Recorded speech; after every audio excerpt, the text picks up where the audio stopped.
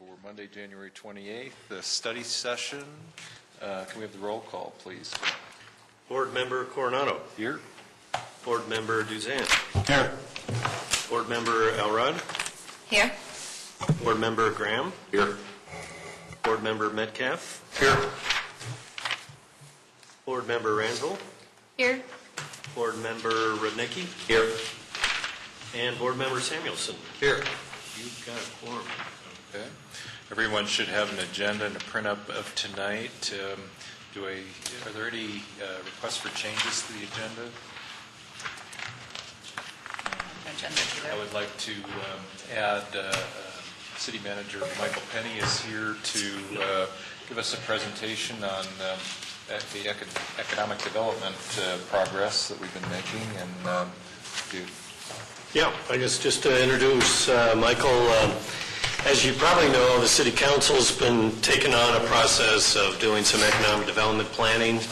They've had several cities come in and talk about what they're doing, and it's a process that's paralleling our comprehensive plan process, and hopefully these will all come together at the end. But I thought it would be very helpful. Michael just gave a presentation to our Historic Preservation Board about this effort, and I thought it would be beneficial for you to hear it as well. So, welcome, Michael. Great. Thanks for having me.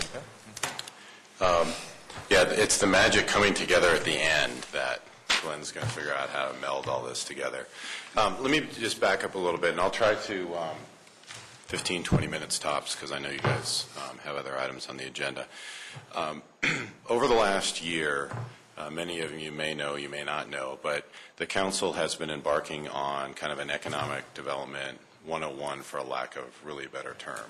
Historically, the Council had focused, and staff had focused on economic gardening, which is an incredible vast array of data that is based on the let's educate and inform and provide information for those that are here, and how do we foster that and support them.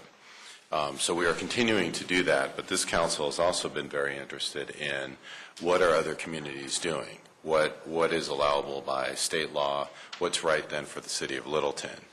Because there are many more tools in the toolbox. There's not a lot, but there's several more than economic gardening. And so that's what Glenn started speaking of, is we gave the Council a brief overview on it, and then we started walking them through, and it's been about a 9-month process. And they're continuing, and we hope to get it finalized late March at this point. We were hoping for January, then it's February, now it's March, that kind of thing. But as we went through this, and the reason that Glenn said that I had done a presentation to HPB is we realized we've been focusing solely working with the Council on it, and there was no connection, no good connection, communication between the boards and the Council on this. And so I just gave a quick overview for HPB so that they at least understood not necessarily the details of it, but the concept of what Council have been working on. And so that's the intent here. I'm not going to drill down and explain everything about urban renewals or tax increment financing or grants or any of that, but it's just to, as you guys contemplate, and especially with your joint study session coming up on February 26th, as you guys think about what you want to talk to them about, I think it'll help you understand a little bit of the context of where their mind's been at as they are looking at the city from a new economic development. So what we did, we opened with just an overall presentation, kind of the gamut of the types of tools that are in the toolbox for municipalities in the state of Colorado, and it truly is fairly limited. State law, historical court cases, ongoing legislation have limited a lot of what government can do, local government can do in terms of partnership. A lot of what you read about are at the state level or even in the city and county of Denver are using revenues or dollars that are not sales and property tax, which is pretty much what we have. So when you see some of the partnerships that occurs, those tend to be grant dollars, nonprofit dollars, federal dollars that don't have that same limitation that you might find in the municipal dollars that we have. We brought in Mayor Murphy from Lakewood. We brought in Mayor Mike, I can't think of his last name right now, from Glendale to talk about, so in Lakewood it was how did you tell us about the history lessons learned with Belmar. What are you doing with the Federal Center? Obviously, it's it's not lacrosse in Glendale, rugby. It's how did that come to be, and what are your dreams about that? Because if you remember, Glendale was one of the ones that wanted the state tourism tax rebate, and so we got to hear what other people had done. We brought in a woman who specializes in urban renewal authorities to talk about how urban renewal authorities have actually operated. She's done, I think, over 60 in the state, and so it helped kind of quell the condemnation fear, if you will. And there's adverse possession, and there's good partnership possession, where there's a willing seller of property, and they want you to use condemnation, whether it's for tax purposes or just to help accomplish the overall community goals. So they've been kind of working through this, and a couple of them are biting at the bit, if you will, to start to actually adopt something and have something move forward. And we're putting them off right now because we intentionally started this process saying, we're not asking you to do anything, we just want you to absorb it, because what had been communicated to them historically, again, was only economic gardening. So it was truly broadening the horizons. And I think they have, they've gotten most of the information we're going to be conveying to them. Now they have to put it through their own personal sieves and decide what's appropriate for the city of Littleton, where do they want to use the different tools, et cetera. Early on in this, we had proposed a $50,000 grant opportunity for facade, landscaping, signage outside of the downtown. You guys are probably aware that the downtown, if you were within the historic district, there had been a $50,000, then because of the economic conditions went to $25,000. Council upped that back to the $50,000 for 2013. But then we also said, let us try it outside. The downtown isn't the only place that has needs. We can all, I'm sure, picture, you guys probably better than I in some cases, some of the places that could use a new paint job or a refreshed sign or some new landscaping. So council authorized $50,000 for that, and Denise Stevens, our new economic development director, put together a program, has the applications, and it's actually out, and we're accepting applications right now for those matching grant dollars. And if you're interested, or if you know somebody who might be, it's available online. And that's an incentive. Obviously, the downtown one is an incentive as well. And so we have been, to a very minor degree, in my opinion, been partnering with the private sector. But it's now a matter of, I think, embracing that partnership and seeing what can we do, working with folks. The community survey we just got back, some of the highest requests from the council in terms of supportive action was working with private property owners, looking at the shopping centers that are in need of a little TLC, and just playing a more active role rather than sitting back and waiting for people to call us, move forward. So Glenn and I have met with many developers and different property owners over the last year. We have some that are, they're coming forward in different levels. We've had some corporate that are interested, but then they have to deal with corporate, and so some of them are the go slow to go fast type of thing, if you will. But council, I think, is very much interested in this global economic development relationship with the business. How do we get the business community to start to have a greater voice in land use decisions and creating an opinion? How does commercial, residential development, downtown, South Park, how does it interplay with each other? How do we hear from those folks?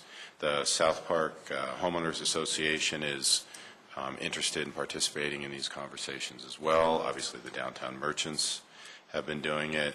There's another group called the Littleton Business Coalition, which is probably best described as an offshoot of the South Metro Chamber of Commerce. So you guys know the South Metro Chamber covers a lot of area. And so the Littleton Business Coalition is, and if anyone's interested, I can get Glenn or Craig the contact information, because I'm not going to remember who it is right now. But they are funded in part staffing-wise by the chamber, but it's also some other folks who I think at this point are just volunteering their time and are interested in kind of fostering this conversation around economic development and working, trying to pull the businesses together in some fashion, because we don't have our own Chamber of Commerce. And I know that John Brackney has acknowledged that that is a shortcoming of having this regional Chamber of Commerce. And so I think this is trying to fill that niche. Because part of it is really understanding what the business community needs, and not just sitting as government or elected officials and saying, here's how we're going to help you, but really engaging with them to understand it. And to that extent, one of the other things that we have, one of the other groups that's at least talking about this is, we call it a think tank, for lack of a really more descriptive name. But we've got a couple developers on it, developers reps, a banker, land use attorney on it, and Glenn and I meet with them periodically and talk about a variety of things. We talk about potential uses for ENSER property, which I think they envision, and a lot of folks have envisioned, kind of as both the capstone project for Littleton and also a catalyst project for Littleton. Capstone in the sense that it's an opportunity for us to set the bar on what our expectations are around a large redevelopment, and it's, my words, not necessarily a larger context, but we don't want to run-of-the-mill standard 2 boxes, throw some this, throw some of that, and throw it together, and you've got something. But what's really the future? That's on Santa Fe. It's visible from C470. What is it we want to see? Where do we want to set the bar for this? And if we're successful in that conversation and making something happen, then you start to get the heads of the other investors and developers who have been, ignoring Littleton for a long time, because when Glenn and I first got here, we did not have a good reputation in the greater development world. We were not known for smooth conversations, so people went and built elsewhere where it was easier. And so if we can get that catalyst, that's why I call it a catalyst as well, because it may be something that gets people to start looking at Littleton and going, oh, that's great. And we can get the ridge, broad ridge, something happening there. We've got a large square footage vacancy there. Get something happening Littleton Boulevard and Broadway. Got a great opportunity on at least 3 corners right there to do some new things. And the council seems really interested in doing that. And so I won't belabor that point, but I think the point is the council's been kind of sitting back, we're proud of economic gardening. Well, that's great. We are proud of it. We've got some great staff who can handle it. But while we've been gardening, if you will, over the last pick a number of years, look at what's happened around us in terms of new development that's occurred, redevelopment that's occurring, and then look within the city and look at, especially in our commercial districts or commercial areas, and think about what redevelopment have we seen there. We historically really spent a lot of time and focus on what are called primary jobs. That's the Norgrens of the world. Decent paying jobs where there are offices, the ankle bracelet guys, whoever the actress that is on home arrest. Yes, exactly, those kind of things.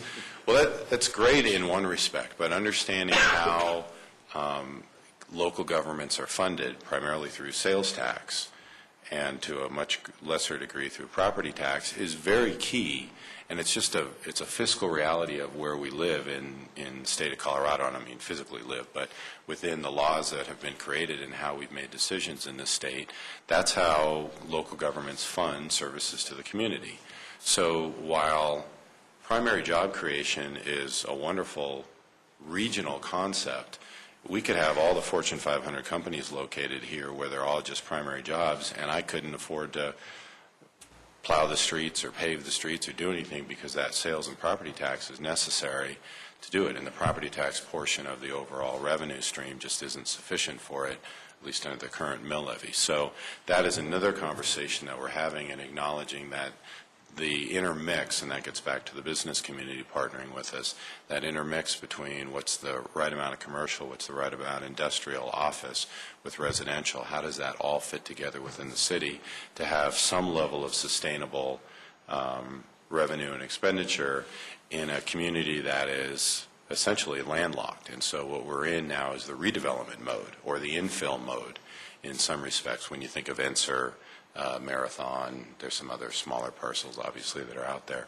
So that's really it in a summary, is how do you pull all of these pieces together? And the council, I think, I'm guessing that's a lot of what they're going to want to talk to you guys on the 26th, along with whatever you have on the agenda with the master plan and other things that you may have. But I just wanted to come, and that was 15 minutes of, just kind of a brain dump of what they've been thinking about. And again, we haven't asked them to adopt anything yet. I'm hoping to, by the end of March, have a economic development plan or economic development policy, which kind of lists the tools and the directives that they want to give to us as staff. And if I were to look in my crystal ball, I'm guessing they're going to say, we want you to have the availability of all the tools. We want you to use some of them to a greater degree, others lesser, and these we want you to work through the council or however. But I don't think as they embark on this kind of, for us, a brave new world, if you will, I don't think they're going to want to put many restrictions on it because they're going to want to try something. We've got, and just a couple other examples, so we've got Enser Marathon, again, some infill properties, virtually every, you guys know most of the projects. I'm sure Glenn's told you about a lot of them. But having a conversation with the Ergens about the mall, the Ergen zone from Platte River Bar and Grill all the way across the street north of Bowles, that vacant lot that's up there. Glenn and I had an opportunity to tour it the other day, and it's 100 and some odd thousand square feet of call center right now. Probably not the highest and best use that we'd like to see as a community, and so that was our urban renewal area. It actually still is. That urban renewal authority still exists. So maybe it's time to partner with the developer and see, could we do something different? Can we relocate that call center to Douglas County where the other ones are, or somewhere else within Littleton if that's possible, and then do something different at that location that's both a gateway entrance into the downtown that recognizes and values the character of the river, which is something that the council is also working on in partnership with Englewood and Sheridan and South Suburban and all of that. So lots of moving parts and pieces in a community that, at least from my perspective, we haven't really spent as much time in that area. And I may be actually preaching to the choir because you guys might spend more time in it than the council does. But I think they're engaged and they want to move forward. And Glenn and I are certainly excited, along with Denise, to see where that takes us over the next several years. Many years, probably, because it's a private sector process. So, and I'm happy to answer any questions, but again, I want to be respectful. Could you talk a little bit about the council's visioning? Oh, yes, thank you very much. Thank you, Glenn. So we have behind us over here in 2012, early 2012, so the council was elected at the end of 2011. And one of the early things we did was say, you guys are going to be a family, kind of for better or for worse, for the next 2 years. So what are your goals and objectives? And so they came up with those 7 primary goals, and then there's some objectives with under each one of them. At the beginning of this year, the mayor wanted to drill down a little bit more into that because they have a year left now, less as we move day by day here. And so they had a visioning retreat where we hired a company out of Boulder called Civic Canopy. And we actually hired 2 companies, but they interviewed the individual council members kind of about, where do you see the future of Littleton in 20 years? And I've been talking to them about it a little bit, but it's a tough thing to actually start to try to communicate. What's your vision? What do you want the feel to be when you walk down Main Street? When you're driving down the street, do you want wide sidewalks where, mom and dad in the stroller can actually be there and mom or dad isn't in the gutter walking next to on the 3-foot sidewalk? And so they had a 4-hour or so retreat a couple weeks ago, and we also hired a woman who does the drawing, kind of the visual version of what's being communicated, and it's a fascinating thing to see somebody with that skill set, because it's sure as heck isn't mine. And they will be having that final presentation. Actually, we moved it. The reason we moved economic development and kicked it is because the mayor wants that to occur the same night you guys are having your joint study session, because she thought it'd be very valuable for you actually to hear that presentation from them, because it should hopefully start to, again, mesh into the work that's been done, that you guys have been doing on the master plan update. It's not intended to direct, override any of this. This was a separate thing that they did, again, kind of drilling down on the goals and objectives. But it'll be interesting to see how it does or does not mesh in terms of it. But again, it'll be primarily more data points for you guys as you guys are thinking about that process. And they're excited about it. It was amazing, I think, to me to see that the 7 of them, who are very different personalities, as you probably know, the amount of combined shared vision is probably a good description of where they want to see and the characteristics that they currently value in Littleton, about Littleton, and seeing that move forward. So, but thanks, Glenn, because that will be that night. I'm not exactly sure the order of how we'll do it, but my guess is that presentation will come first, and then you'll have your joint study session, but that's still a month away. We got plenty of agendas between now and then. Well, thanks for the update. I think it's very timely in that we're going to be talking. The agenda is really about transformative actions or projects, and I think it's beyond locations. It's also things. It's actions that the master plan should implement or identify. I had a couple of questions. You mentioned the Littleton Business Coalition, and I'm wondering if they've had any input into the process that's going the Inspire Littleton input that we've had already. I don't believe so. They've been around for a couple months, maybe more than a couple months, but it's been a very small group overall. There's a small core, I'm going to call them an executive team for lack of a better description, and then they've been having a couple outreach meetings, but I would say we're talking under 25 right now who have been participating. We had a fairly good-sized meeting in December,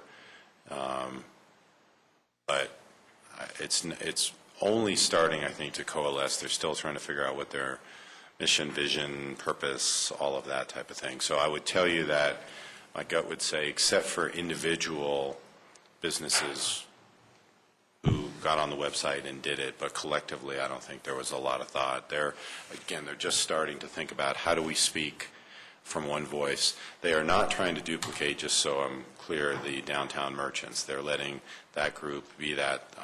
They met with Greg so they could ensure that it wasn't stepping on toes. But they're really, they're talking to the Norgrins and the CenturyLinks and the Littleton Hospital and trying to figure out, is there a way that we can work together? So that's a good thing. I don't think we've ever really had a sense that there is a voice for the business community in Littleton. It's been sort of fractured in different interest groups. Exactly. And in my opinion, most of our conversation, at least during my tenure, has really been focused on the downtown. And this group will certainly broaden that as they continue to evolve. And I'm sure they'd be happy to, at some point, at some study session, if you want to get an update from them. Norm is the guy's first name. I just can't remember his last name. But Norman. And Francesca is the one from the chamber. So, again, first names. But we can get you all that, Craig. Okay. This coalition, is it a transparent group? Can any citizen in Littleton find out who's on the group? The Littleton Business Coalition? Get an impression of a group that's subterranean. No. I don't think it's not a chamber thing, so you don't have to be a chamber member. But there's the executive team is an executive team, but I don't even know if they have a website. Like you said, they're brand new. So the meeting that they had was an invitation. They wanted anybody to come to it. So it's a meetup group. Just go to meetup.com. That's what it is. Business Coalition, and anybody. That's lovely. I just would like to have the names published so anybody can find out who this group is. Meetup.com, Google or whatever, the next search. Not Google. Search Littleton Business Coalition. Okay. There you go. Okay. Yeah, and they're just a group that's looking at, you mentioned, Littleton not being open for business. Is this the group that's looking to change the way Littleton is and should be open for business, or is that something else? I think as I said, I think they're trying to determine what they are. I think to Craig's point, they've acknowledged that the business community outside of the downtown has never really had a voice, hasn't even had a conversation amongst itself to say, What are we about? What brings, like if you go down to the South Park area, it's been kind of a natural thing to say, like businesses come here, but who's ensuring, some of the things they've talked about are, how do we, when a business comes into town, how do we help them understand that they can shop local? This is things that they have said. So how do we tie in the company that does the ankle bracelets to some company in town that might sell the little plastic straps or can supply them with the coffee cups, or who even welcomes them into town from the business community, as opposed to it being government driven. So I don't think there's any expectation at this point or conversation about really the future. It's how do we get, they're working on how do they get people in the room to have a conversation about businesses. Yep. Norm Stucker, Yep, Stucker. Terry McElhaney, John Brackney, Joe Rice, Patrick Pratt. There you go. Okay, so Joe Rice lives in Coventry. Patrick and John work for the chamber. Terry McElhenney is the owner of Romancing the Bean, which is the coffee shop at the train station. Technology. Wow. Okay, Steve Kurtz, Jonathan Bush, they should be on it. You should have an architect, you should have an engineer, Not developers. It is not a government thing. This is a group that is, and again, you need to talk to them because they are trying to, the reason Joe Rice is on it is because you've got a powerful player in there. Then they're trying to have a larger group that is I would call them more what you might call a steering committee, having a larger conversation. And then there's the entire world within Littleton to say, here's what happens. But Looks like anybody can join. Call them up and have the 57 members conversation. right now. 57 members. So I'm sure that they're interested in hearing from everyone and anyone, but they are trying to coalesce. So I go to the executive meetings. I'm a non-voting member. They just want me to go primarily and talk about what's happening at the city, and so I keep them updated from that perspective. Different question. What steps, the Answer Properties know had several offers on it, and the owner has taken it off the table. Correct. What steps can the city do to reinvigorate or maybe revision the current owner to say, listen, you're sitting on a gold mine here.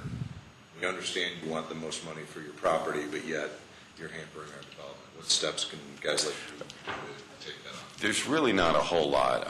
We're reaching out to them right now to see if we can at least get in the room and have that conversation with them and try to say, can we bring a third-party developer here? What are the concerns? It's always easier to understand when we're hearing from the property owner why, is it about the maximum dollar? Is it going through a PD amendment process? What are the impediments to you putting this back on the market or getting it redeveloped? And so right now where we're at is, because we've heard exactly what you just described, is they pulled it off the market, they're not interested, et cetera. And so we've reached out to their realtor to say, could we sit down with you and see if we can have that conversation and understand what it is? Because if we understand where they're at, then we can try to come back and potentially say, we found a developer who's willing to take it with these or no conditions or whatever it might be. Could we, throw an urban renewal boundary over it and use tax increment financing? It's a vacant piece of land. It's prime for that if there's commercial going to be on it, obviously, to help pay for the substantial amount of public improvements that I believe are going to be necessary for that. So there might be some things like that, but the first step is actually sitting across the table from them and hearing from them what the concerns are, as opposed to the rumors that tend to flow from realtor. Have we reached out? Yes, we reached out, and I think we're waiting to hear back from them at this moment. But they're kind of at the tail end of a long process where basically the buyer defaulted. So kind of how it was explained to me is they're tired. They want to think about something else for a while. But as Michael said, we told them we're ready to sit down with you and talk about whatever it would take to bring it back. We've expressed a sense of urgency as a community, and whether they accept that sense of urgency, that has not yet been reciprocated. Right. I So think we can we're be waiting. proactive in a number of things. I find that the PD, to me, is outdated. It won't fulfill Littleton's vision. The PD currently in place for that site, very segregated, preposterously out of date. So that's something Littleton can look ahead and plan for it now, rather than be reactive 2 years from now when a hot developer comes in and he's stuck with this thing. And that's one of the ideas that we have is let's jointly participate in a PD amendment, if you will, that acknowledges the current both economic climate that we're in and the built environment of, streets at South Glen, flyover on C4, pick your current development that's occurred since whatever year it was that the PD was done. 78, I Yeah. think. Yeah. Done So- right, it could make the streets of South Glen look like a strip mall. It's a fabulous site. It is. Like I said, I think it could be a capstone for Littleton, certainly for the Santa Fe corridor. I mean, it really could start to redefine that corridor. Price point problem there, though, that if they stay up where they are, it's going to be very hard to develop that property. Yeah, and the public infrastructure necessary, floodplain, lots of challenges, without a doubt. But the first thing is, your question alluded to, is we need to get them at the table, at least willing to engage with us in that conversation, and then we can go from there. But until they return the call, we will create the enthusiasm for them to return that call. So, and there are other people out there who are calling as well, who are interested Oh, yeah. in some type of public-private Brokers partnership. So- bombarded with people interested. As of now. So we received this notice of the South Platte Working Group. Yes. I wonder if is that related to that at all? Or? I guess in summary, what that, no, yes and no. It is in the summary statement that I would make on that is, it is an acknowledgement by Inglewood, Littleton, Sheridan, South Suburban, to the extent that they're involved, Arapahoe County, that when the South Metro area was built, it turned its back on the river, or it put its sewage, or however you want to think about it, into the river. I mean, you think about waste management, you think about the car crushing place, and you just think about the industrial uses that were there. And the desire by the communities now to re-engage with the river and start, as new development comes forward, actually realize what a resource it truly is and how valuable it is, and to start to create a plan that runs from Littleton up through Inglewood and Sheridan, and ultimately, obviously, ties in with the city and county of Denver and the work that they're doing all the way up through Confluence Park, and I guess they're coming down right now in their work, but you know what I'm saying. And so it's primarily, I think, the mayor who is she and I are our rep on this committee. Again, more information for you guys to know kind of what the council is currently working on. And I think what was passed out was the RFP from Will Singleton, because there was an acknowledgement. Arapahoe County put $5 million in front of the communities and said, we want to put some open space dollars into this. You can use it for some planning, some early action projects, that type of thing. And so we're working through the early action construction projects, but we're all in agreement that we really need a larger vision for this, and we need to think about how do we, some of this is going to be years and years, if not decades, of trying to get some of these industrial uses changed. But it doesn't mean we can't and should not be setting the foundation for those changes now. And so working with some kind of company that can assist us in that visioning, master planning for the river. And for us, Enser is probably a little far away really to engage, because we bought some other properties, but I use the mall as an example. If we did, and the properties between the mall and Platte River Bar and Grill, those are some great opportunities. Working with Lucille's, they've done a little bit of work with some flagstone if you've ridden by on the bike path there, but how do we even work with them to a greater degree to really acknowledge and value the river? And some of it is, some signage to let people know when you're riding your bike, when you go through Riverside Downs, there's a bike shop right there. When you're riding down past Aspen Grove, letting them know that there's a bike shop in there, there's a coffee shop, there's an Apple store. There's plenty of food places like that, because it's very isolated right now, and we're not taking advantage of drawing people off or drawing them on to bike path from there, and potentially creating more active recreation in some of the areas.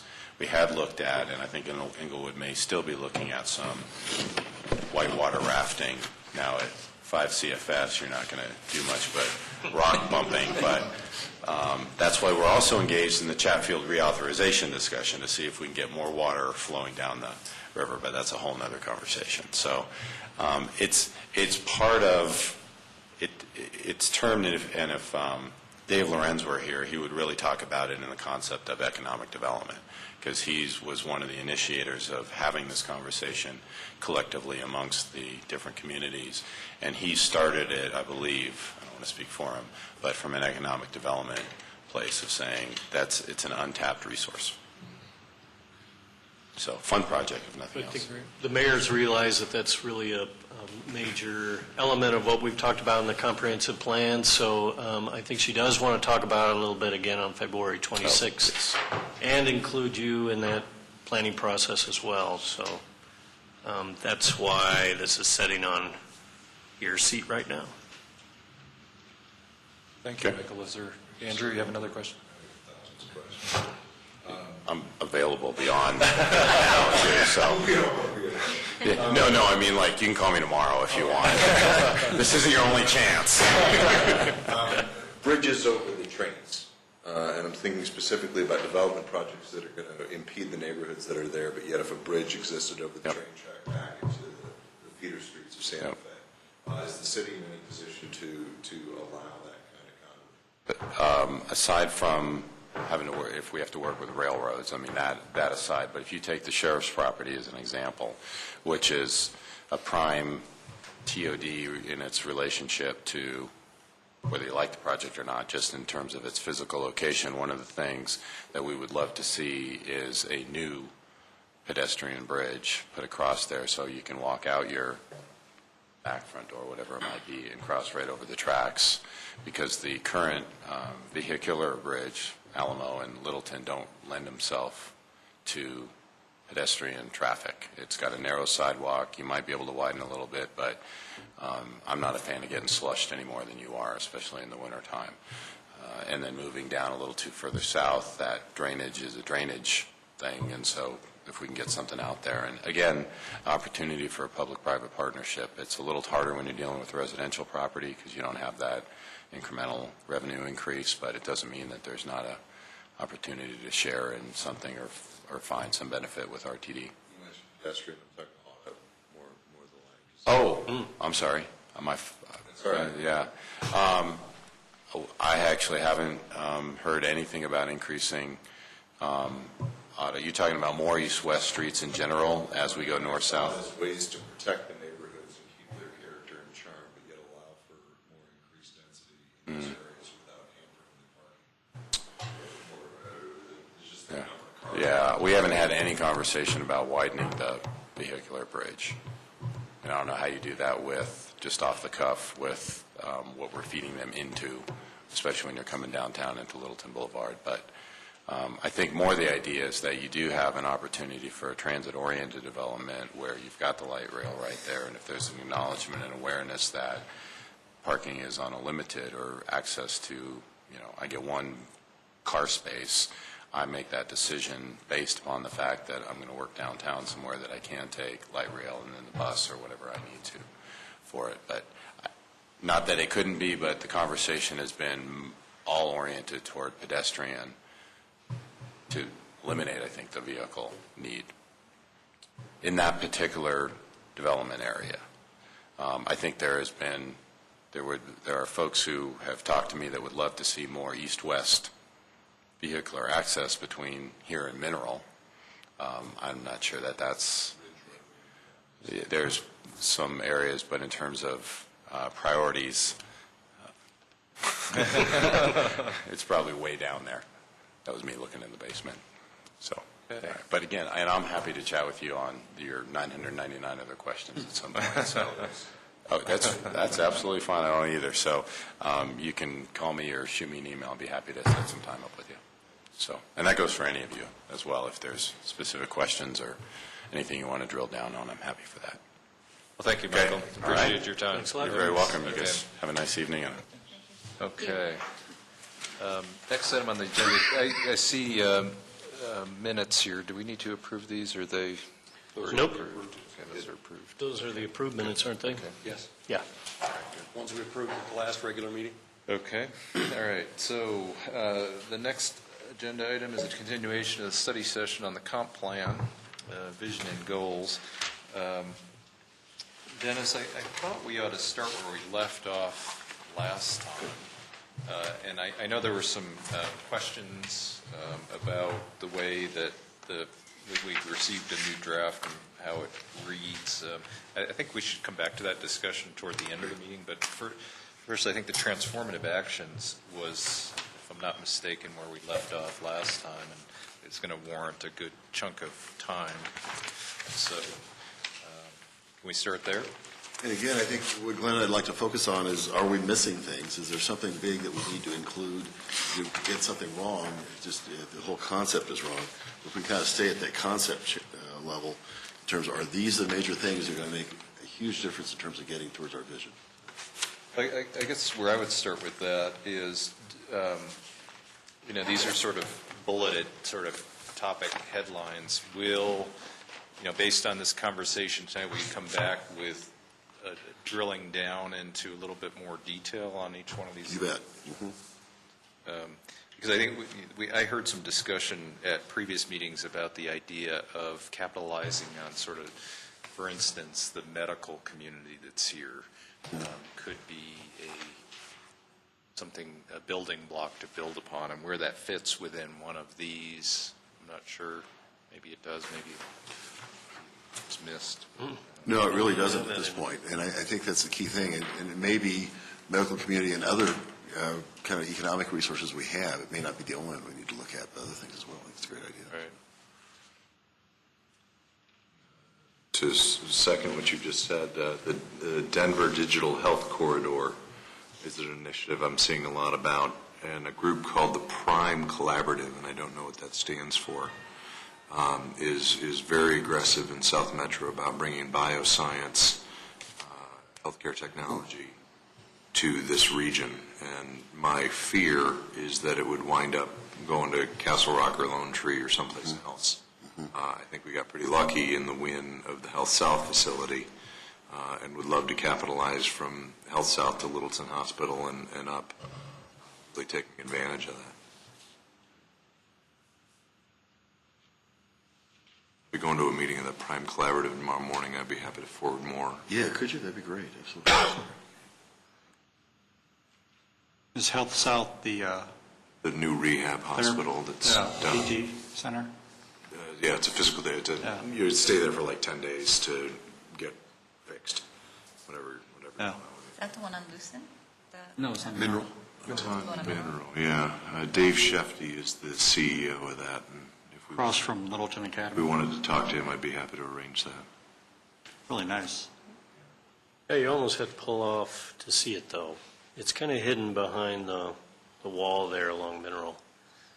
But if you're thinking about it, there's a little cul-de-sac, pull in there. It's where that vacant 2-3-story office building is. It's right across from that. Yep. I guess it falls under the category of those sort of maybe specialty businesses or employment centers or something that encourages the growth of those types of communities, if that's what we decide we want here in Littleton. But medical comes to mind because it's happening anyway. And, it's the new Alzheimer's facility on Broadway. I mean, it's just proliferating. Another one that comes to mind is the new car, the vehicle dealers that are already here. We actually have, I think they're relatively well done, and it's a corridor that's not going anywhere. And so how do you sort of embrace that and encourage that activity to continue to They actually are fairly productive for us, too, financially, in terms of what we get through the sales of parts and service. Actually, is a pretty good return on the acreage that's there. So we met recently with an owner who owns a couple of their medical kind of industrial buildings that are close to the facility you were talking about. And he was kind of decrying the fact that he goes to mixed-use areas, and there's a great place, it's a real draw for future tenants to have that kind of environment where there's places to eat lunch that they can walk to. And, you know, unfortunately, South Park is designed as kind of a standalone industrial office campus without a mix of uses. So it's kind of interesting now that we have competition with those kind of environments, it may hold us back. It's so as much as we protected those areas for that kind of one static use, maybe it's going to hurt us. I don't know. And yet there are and have been restaurants in South Park Business Park. Yeah. So it's not like it's foreign or prohibited. There have been what? There are and have been restaurant uses in South Park Industrial Park. I don't know that it's specifically prohibited or somehow inhibited. They just haven't appeared. Yeah. Okay. There's one in that little strip mall at the northwest corner. There used to be a barbecue place down on the southwest corner. I think the latest incarnation is a wedding chapel or something. But I don't know that there's anything prohibiting. Well, I was thinking there Restaurant was uses. for most of it. I was thinking there was something that sounds Well, right to me too. I'm used to the PD where the Hell South is located, and it's very restricted to office only, which is on north side of Mineral I there. don't know. This is the South Park Industrial Park between County Line and Mineral, between the Highline Canal and behind the South Park, the King Super Shopping Center on Broadway. And there are and have been food services, restaurants throughout that area, around the periphery primarily. Well, as the PD throws it in time, why don't we revisit the PD, perhaps amend it? Right. Allow for different uses. Is that I don't think you get any squawks from the businesses in the area right now. I think the problem that I see, I mean, I've lived there for 32 years, 34 years, whatever. The problem with the barbecue place was it was largely invisible. Okay, the other places at the northwest corner, at the southeast corner, at least are on main thoroughfares, Mineral and Broadway. Trying to develop restaurants within the industrial park, out of sight, out of mind, probably isn't going to happen. Probably need something on Mineral itself, and if they were to go with something more of a mixed-use character, it's something more consistent with what the demand is. It's hard to imagine what we could do through the comp plan or zoning that would overcome the lack of visibility. Yeah, I don't think it's a matter of is it permitted or not. It's a matter of you're competing with a different pedestrian environment. The mixed-use concept of walkability is attractive. I rarely see anybody walking in the South Park office complex. It's interesting, if you remember when Denver Tech Center was first built, it was very much auto-oriented. And they've gone back and retrofitted and redesigned all of Denver Tech Center, so it actually is now very pedestrian, has a lot of restaurants, has that walkability, and has probably that demand factor as well. So. Yeah, the Tech Center was successful in having not only standalone restaurants, but also restaurants or food services incorporated in multi-building complexes and that sort of thing, even in the ground floors of some of the office buildings. I believe at least one of the medical office buildings in South Park has at least a coffee bar in its lobby, but that's about as far as it goes. The ship has sailed for the most part for what's built out there, but there are some remaining pieces of property that may be one or two amenities for the people that live and work there. Yeah, be done. Yeah. What isn't the first step to have a code that encourages and or allows mixed use and some design direction on what that is? I mean, we can change the zoning all we want, but if we don't provide some direction or apply it to some of these parcels that are outdated, you know, nobody's going to look at it and be motivated to do something different. We've got to give the roadmap to them to work off of. Yeah, and a lot of those roads don't even have sidewalks, too. I mean, it was built of that era where you went to work and you stayed there, or you got in your car and drove somewhere else. So is that a transformative action to include mixed-use Well, it may be something larger in terms of looking at all of our developments and thinking about how do they evolve, how do they meet current market demands. I mean, there may be a thought that even Aspen Grove, I would think at some point, you may want to think in 10, 15 years, you build something more of a street-like character. You build parking structure and build mixed use into that.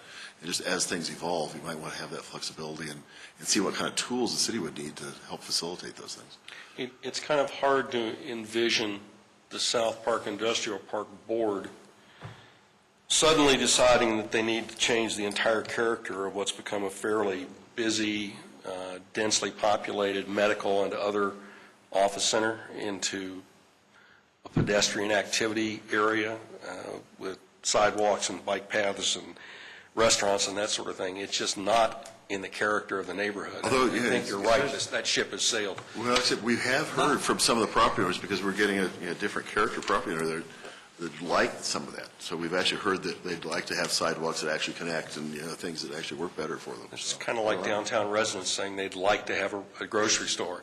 Until conditions around a site change, then no property owner is going to say, not only I would like something like that, but I will build it. I noticed when I look at this, we've talked a lot about, I don't want to call it the Three Rivers Plan, but we've talked about three corridors that are critical to Littleton as well. And I don't think we address them in any part other than maybe activating streets, but I think we've always talked about Littleton Boulevard, Broadway, Santa Fe are kind of three principal corridors that maybe needs a little bit finer look in the future. Maybe reactivate certain zoned areas would be a heading. Not that we go piecemeal rezoning the entire city, we would be tarred and feathered, but certain are corridors, and maybe include the mineral as the fourth corridor. True. So we did call, I saw some of those things come out, or I expect some of those things will come out where, under the transformative actions, we focused on activity areas.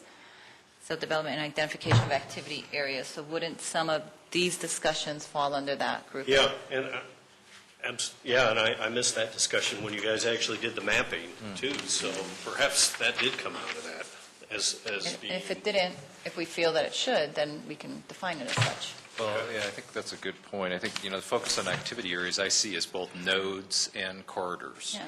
Yep. And maybe it's just define that simply, that, you have the areas of activity that may be concentrated, and then you have the linear systems that, like Santa Fe and Broadway. I was curious with the transformative actions with highlight the river and focus on activity areas. Do you see that those two would have diagrams with them that would start to show people what the thought process is as far as highlight the river, the main areas that we're talking about, or the activity areas, what those areas are? Absolutely. Okay. Yeah, I really want to see if we can get a framework here, and then we can start building, putting the meat on the bone, I guess.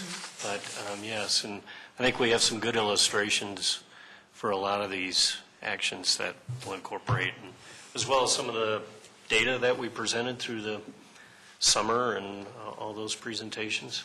If I remember those maps right, we had identified basically the four streets we're talking about and made a ring, and really wanted to focus on that ring with the housing on the inside, and then, or the residents on the inside, and then the retail on the outside, or commercial development on the outside. And Santa Fe, Mineral, Broadway, and Littleton seem the most obvious choices.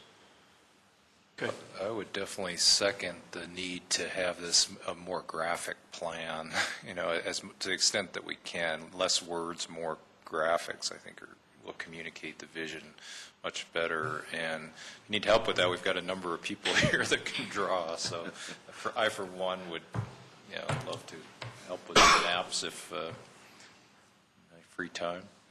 Let's keep in mind that Santa Fe, Broadway, and Littleton, yes, plenty of opportunity at current business, commercial, retail activity, and underutilized or underperforming properties. When you start talking about Mineral or County Line Road or Bellevue, The opportunities are severely limited. Development is already well along in there. Drive the streets if you don't believe me. We only have control over one side of Bellevue. We only have control of part of the south side of County Line. And most of Mineral from Windermere, or all of Mineral from Windermere West is developed. There's nothing you're going to do there.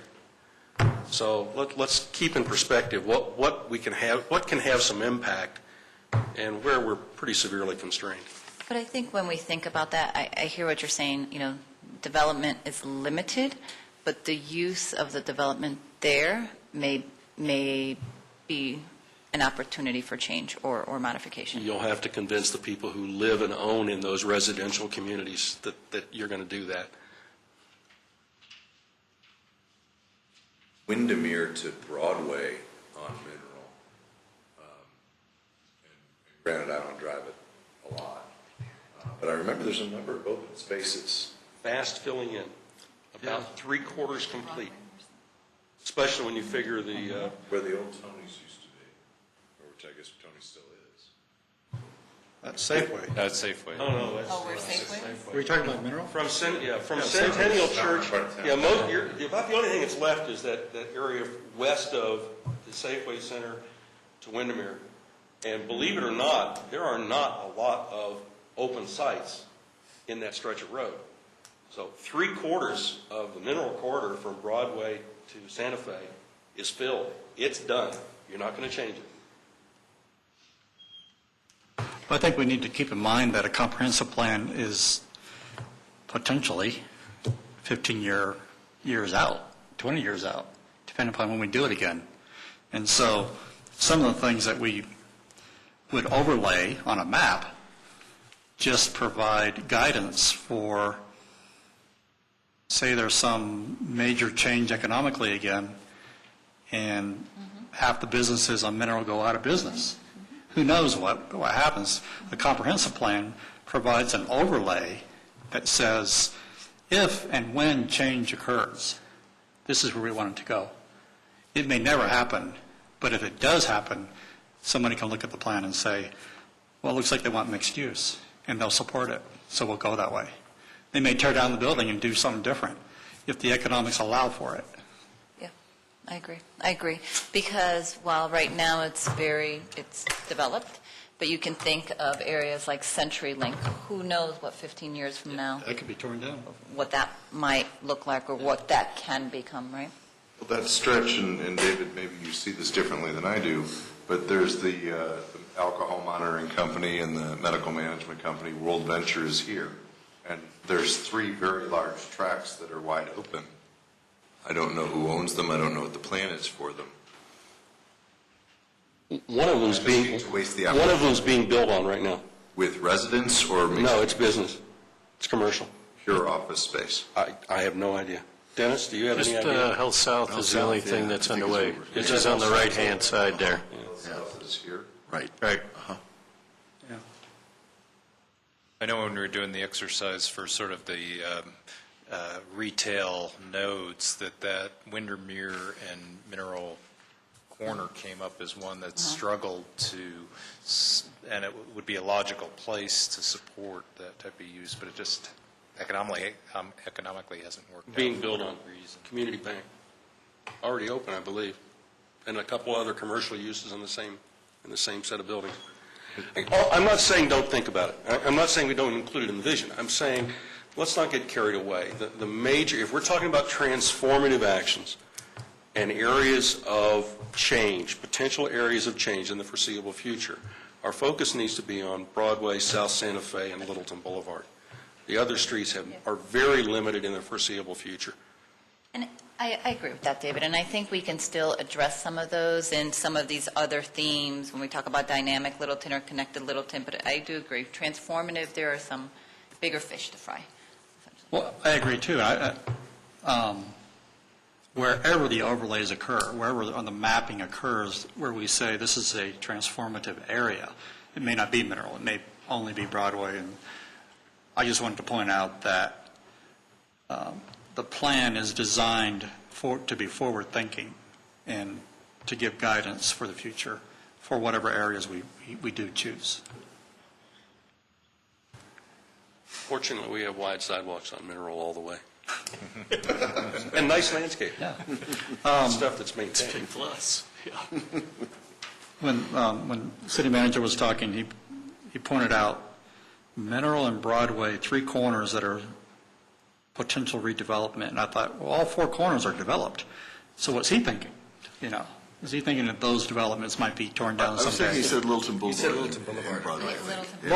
Littleton Boulevard. Oh, okay. Yeah, there's a Chipotle, King Soopers, Champ, and a Dodge dealer. Yeah, I think he's thinking long-term as well, probably. Yeah, long term. So he's thinking ahead too, so.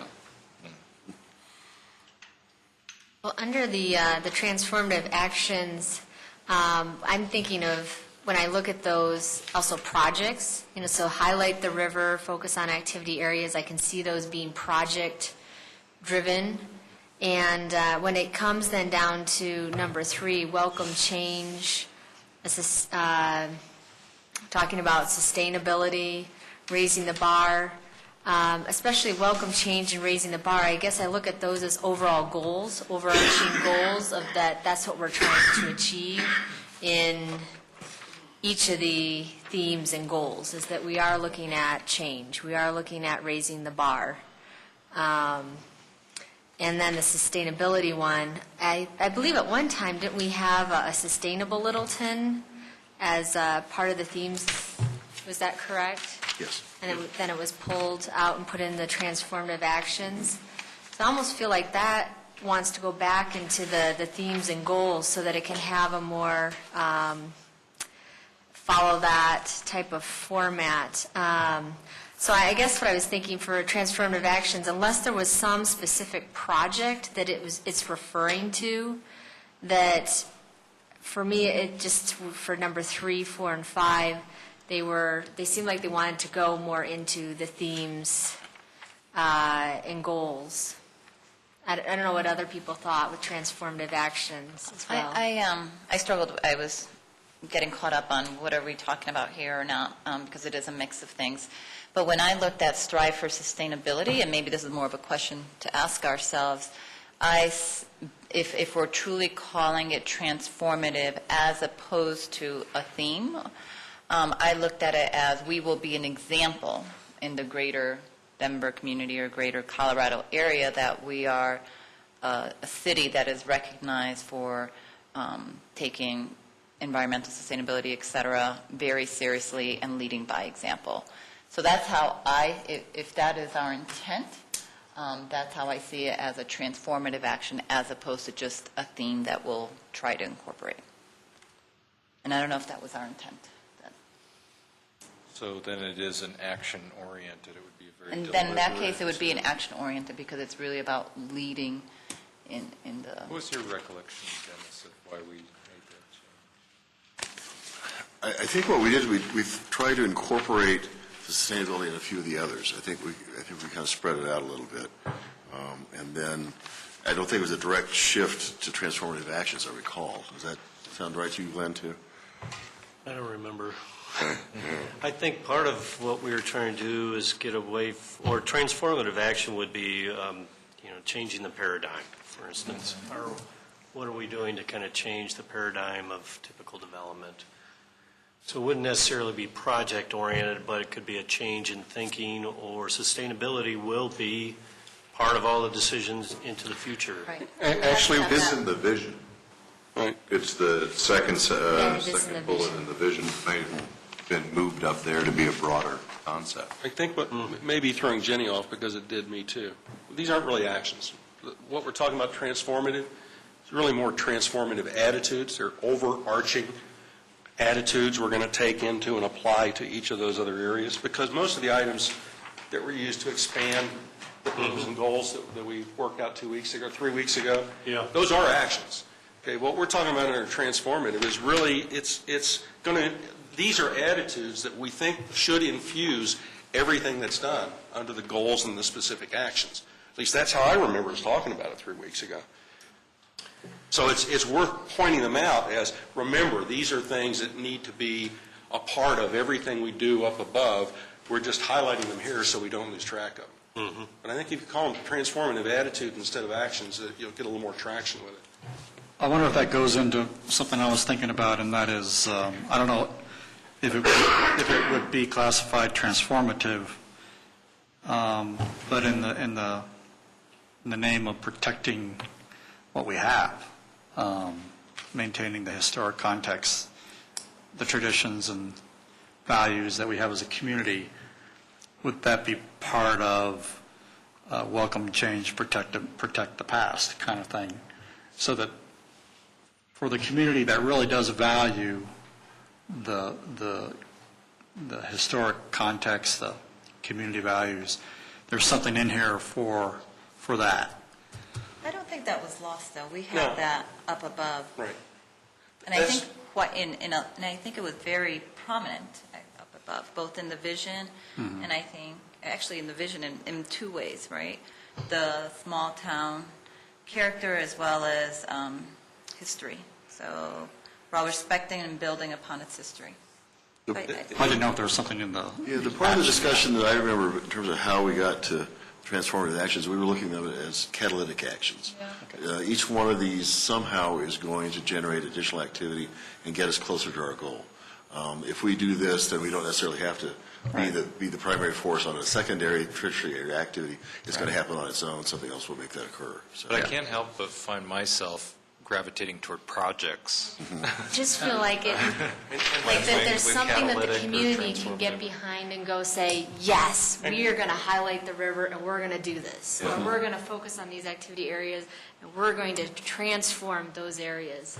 Like something that you can just visually get behind and do it. Presumably, that's what Glenn and Dennis did in numbering these other ideas underneath the visions and goals that we had talked about last week.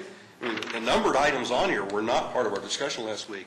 They were in the background information that Andrew had asked about, what happened to version A and B and C, and this was Dennis's attempt to take those specifics, actions, policies, or otherwise, and insert them in the proper places to flesh out the vision and goals that we'd agreed on. And then he's backed off and taken these transformative attitudes that should infuse all of the vision and goals and the actions that we've listed up above so that we don't lose sight of them. It's not that we're not valuing history, it's just that we're going to manage change to achieve the overall vision. Right. All the vision that's talked about up here, not just some part of it. Right? So I think you selected some threads there that we recognize as important, and highlighting them down below so we don't lose sight of them is a good idea.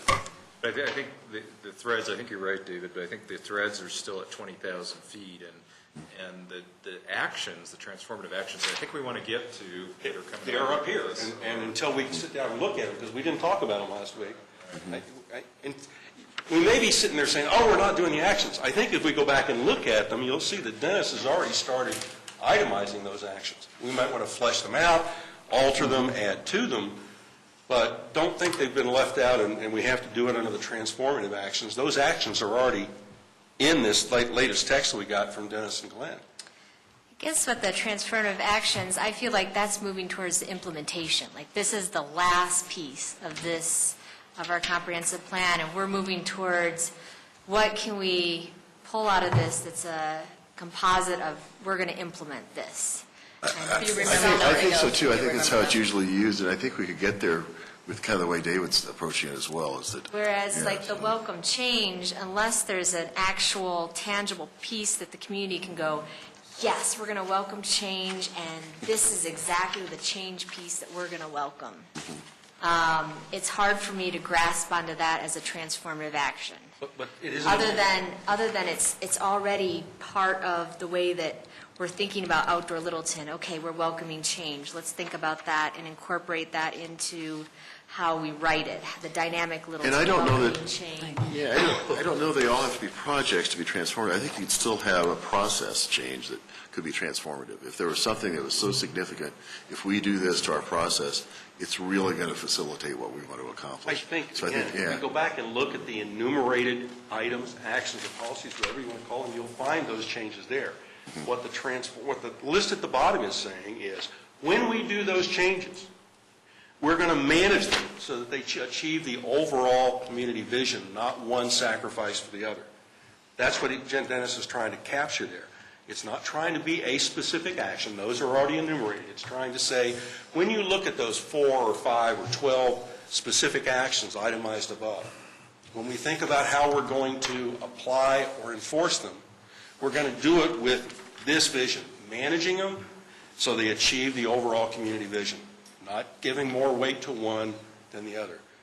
I think, Dennis, in that sense, what you pulled out for the transformative part, the essential, call them core beliefs, core attitudes, whatever, is important. It prevents somebody from going back and seizing upon one item up here and saying, see here, it says we're going to do that. We go back down to here and it says, yes, in balance with everything else, so that one doesn't rob the other. Yeah. Well, that's kind of a criticism, right, is a developer will look at your comprehensive plan and find 6 items, staff will find another 6 items, the commission might find another 6 items, but you're kind of boiling it down to some major attitude changes, physical changes. I think it could be both, really. But I have a question. Is the purpose of does the comp plan have in it documentation around processes? Should it? It's more about what it is we want to develop into, et cetera, but like a transformative process or a transformative mind shift, is that something that we truly are going to be documenting in a comp plan, or is that just more of our operating procedures? Again, I guess, and see if Glenn wants to explain it differently, but it's the same thing where we start at the 30,000-foot level and say, here's what we want to accomplish with our processes, and if we're going to change them, we want to change them to accomplish these things. And then we get down a little bit farther in terms of the general framework for how we do that, but we don't get down to the detail of what exactly has to be changed in each document or each. Does that make sense? You're not thinking about like a submittal process. You're thinking more of a design process or No, I think, when we're talking about raising the bar, welcoming change, it's how do we change the way we work to allow ourselves to be more, to drive ourselves, further on raising the bar and the expectations of what we get from economic development, community development. I mean, I just don't know. It's funny you say that, because I just thought of the same thing, in that I reordered these and looked at it almost like a process. Number one being welcoming change. We're going to have a transformative attitude to have a mindset of change to improve our community. We're going to do it in a sustainable way. And we're going to establish higher levels of expectation by raising the bar. We're going to focus on areas that need improvement, activity areas, and we're actually going to do a project along the river corridor. That is a huge project. So kind of, you see it as a narrowing of. Well, I don't know if that's the way we should be, but I saw it. It's funny, she mentioned process, and I saw it too. I think some of the detail you're struggling to get down to, as far as application, implementation, enforcement, is what the zoning ordinance is for, is what the procedural handbook is for, is what the economic development plan that the city council is going to produce is for. What we're talking about is vision, various components of which have to be woven together into the fabric of the community to make a healthy whole, whether it's an area of stability or an area of change. To try and throw everything but the kitchen and sink in this for fear that it's going to be lost is probably more than we can take on. We're going to have a hard enough time seeing to it that the zoning ordinance is revised to wherever necessary to comply or to fulfill the vision, the comprehensive plan we're producing, that the procedures handbook does the same, and that it jives with what the city council is producing in the way of an economic vision. So let's not try and do everything. Let's just carve out a significant portion of it that can set the tone for the rest of it.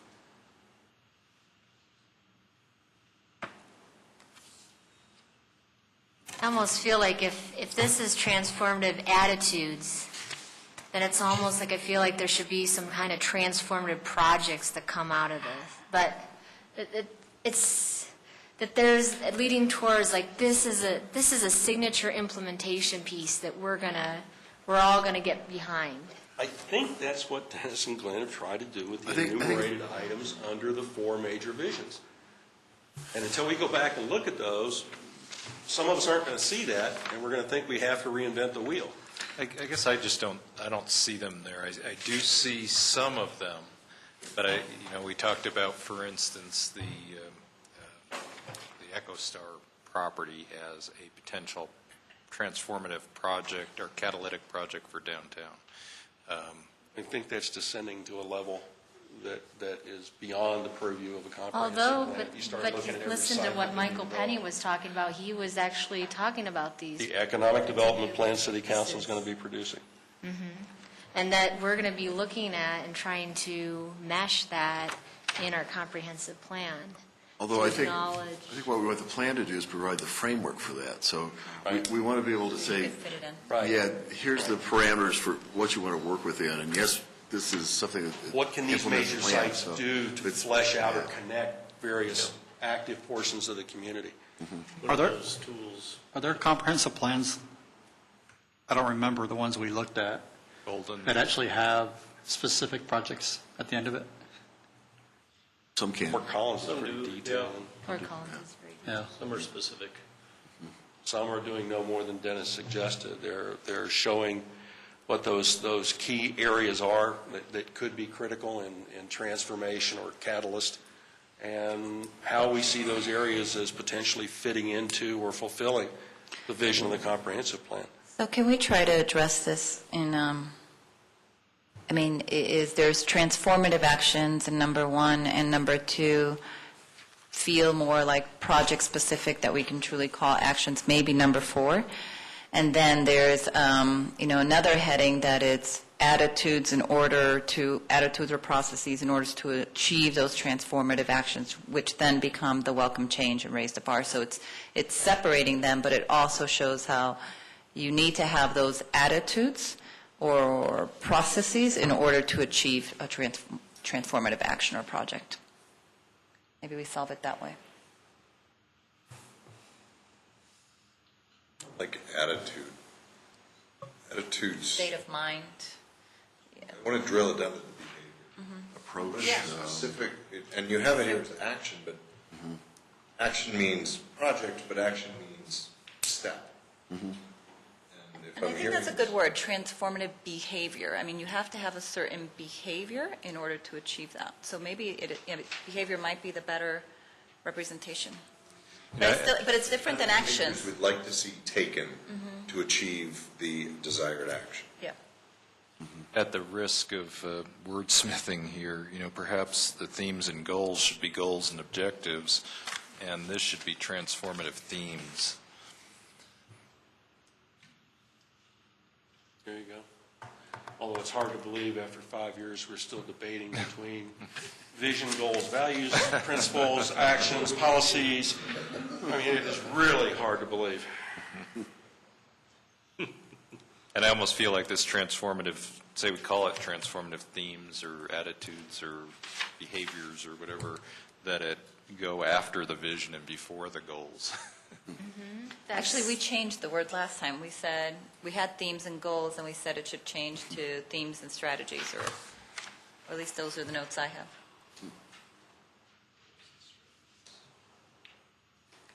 Well, now that they've fleshed it out with details, that what started off last time is, okay, you could call them goals instead of themes.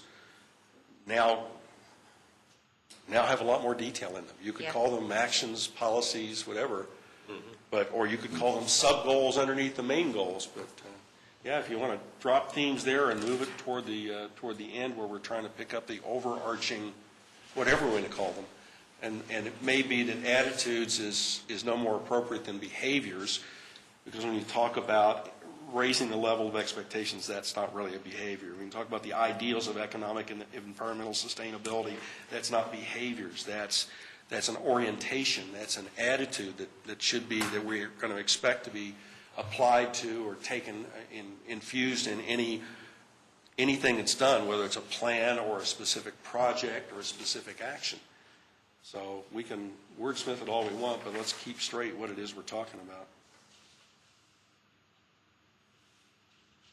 I have a couple different thoughts, unless anybody wants to continue to debate goals, objectives, themes, actions, and behaviors. Some of them are nitpicky stuff, but in outdoor Littleton bullet 4, you said such as a skate park. I don't want it to limit to just skateboarding. I was thinking mountain bike park or multi-use park or kid-friendly park, you know, and I like skateboarding. Skateboarding's fun, but if I don't want Littleton to be known as the skateboard city. Well, I think that's why you said such as. Correct, but if we're going to be specific, I'd like to be just a little more general. Yeah, A downtown amphitheater, really like that. Community gardens, very wide open. Water features, very wide open. Paddle boats, okay, specific. Skate park is so isolated to one sport. Activity parks then? Better. Something more broad than sure. Yeah, the reason we used it was just because it came up so many times in the process. And I think just to caveat the end of that, and other cool, I know David hates that word, low development impact ideas, things that we could easily create with what we got today. We could Kids are very industrious with what they want to figure out. Yeah. We could easily change a skate park to activity parks. We could change paddle boats to boat rentals on the river, to be more generic. But let's not start cataloging. We've already gone overboard with cataloging the city's most valuable outdoor resources to include virtually every single But if I'm itemized who lacks creative vision, all of a sudden I see skate parks, says, okay, Littleton wants skate parks, here's skate parks. such as. Yeah. Somebody has to learn to read English. I ran out of ink editing this damn thing, and for example, new facilities, paddle boats is not a facility. Every sentence here is stilted, awkward, badly written. I think the ideas are here, but the way this thing is written, it's unreadable. But this was Dennis's Entire first pass to capture the Just things a that we full told him stuff, up yeah. front last week had been left out in the way of detail. So he's captured them from the previous drafts, put them in here. Now it's up to us to go through and edit them. I don't think he was sitting here saying fait accompli, No, sign it off certainly on it or wasn't. not. Obviously not. I think the definitely were. important thing here tonight is to make sure that the content is there, and it sounds like we're going to have some editing take place. Right. I guess I'm still not sure we're done with transformative actions, themes, Yeah, whatever yeah. it is that we've Let's covered finish- that. Let's We finish. have gone around, and I guess I was thinking transformative actions, to be honest, as kind of an action implementation part. So, but at the same time, we wanted to not just separate subject areas, so we created the themes. So maybe we build more implementation under the transformative actions. Yeah, I think I'd be more comfortable with that too, that we actually come up with something which is setting the direction for where we want to go to start implementing this thing. And I think that's Because I think kind of what the Jenny's intent right. was. That's what I think was so attractive is rather than have 30 different things, what's really going to change the community? Right. And that's what the transformative actions. But then I kind of like the idea of, well, it might be just a change in thinking on certain things, and that's what the welcoming change and sustainability was born from that. So when we list all of these separate transformative actions, okay, and we've got 30 of them up there, inevitably, 2, 3, 4 of them are going to come at odds in a given location. So what underlying principle, attitude, or theme are we going to apply to try and reconcile the conflicts and differences to come up with a balanced whole? Yeah, right. Seriously. You can't put it off. It will come up. It will have to be addressed. And if we don't address it explicitly, city council or somebody else will address it for us. Yeah. Well, it's almost a priority then. Of all these different actions, here's what we think are kind of the priorities. So it seems to me we're really left with two real actions then. One is highlight the river, and the other is focus on activity areas. And it certainly was what we talked about in the mapping segment we did. It's certainly what came up, I think, in retreat that we had with the two speakers. I think that's what they talked about specifically, and I think the kind of discussion we had afterwards. Does that address it? Are those the two most important things we can do? I'd add one more, and that's technology. Okay. It was added to Connected Littleton and then not yes-anded in the 1, 2, 3, 4. But in terms of actions, I don't think there's never such a thing as being completely current with technology. Mm-hmm. But highlight the river, focus on technology areas, and ensure that the technological infrastructure exists to take full advantage of what our opportunities are. I don't see that as transformative. I mean, I come back to... Free Wi-Fi throughout the city. Actually, it's interesting because when I was looking at a Connected Littleton and the comment about Wi-Fi, so I was thinking that to add 5 and 6 to the Connected Littleton, because there isn't anything that specifically mentions Wi-Fi. And that's where I had it too. I had it as a supplement.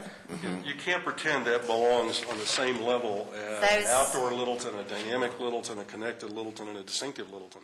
It's a facet of a Connected Littleton. That's where I had it. May even arguably be a facet the of a Wi-Fi. distinctive Littleton. That's where I had the Wi-Fi. Okay. In terms of having the Wi-Fi readily available or the technology infused throughout the community. So I was but as a separate- thinking of doing like something that would say integrate into physical environment wireless technology, including at public spaces and government buildings. So to think about it as, like, I think about Grand Junction, their new streetscape, and they integrated Wi-Fi, and they actually locate it with signage, and it's an active piece of their, as they renovate, that they're including Wi-Fi. So I think in the Connected Littleton, and then also in the Connected Littleton, we talk about, or we didn't actually mention wayfinding, which I think is really huge. And then as part of the wayfinding throughout the city with signage, also using technological communication for wayfinding. So that to bring in that the technology piece, because people are finding, I mean, they'll just go in and do Google and figure out where they're going to go. And so that's a way of wayfinding, and the signage too for people. Which brings up another concept that we picked up a couple of years ago. Technology needs to be in the Connected Littleton. Yeah. And dropped. Sorry, Dave, let me just jump in here. I don't want to be so specific as Wi-Fi, because for all we know, Wi-Fi is obsolete in 10 years. And so I want to be broad enough that it incorporates whatever the next generation is. But I think what I'm hearing is the city wants to be on the cutting edge. Yeah. And at least in the activity areas or certain spots. Okay. Is anybody enough of a technology geek to tell me, as one major center or the city, or as Wi-Fi or other technology centers, wireless technology centers start expanding throughout the community and start to overlap, is there some way that they then can be connected, united, integrated into a whole network, or will it continue to be patchwork? Anybody? No?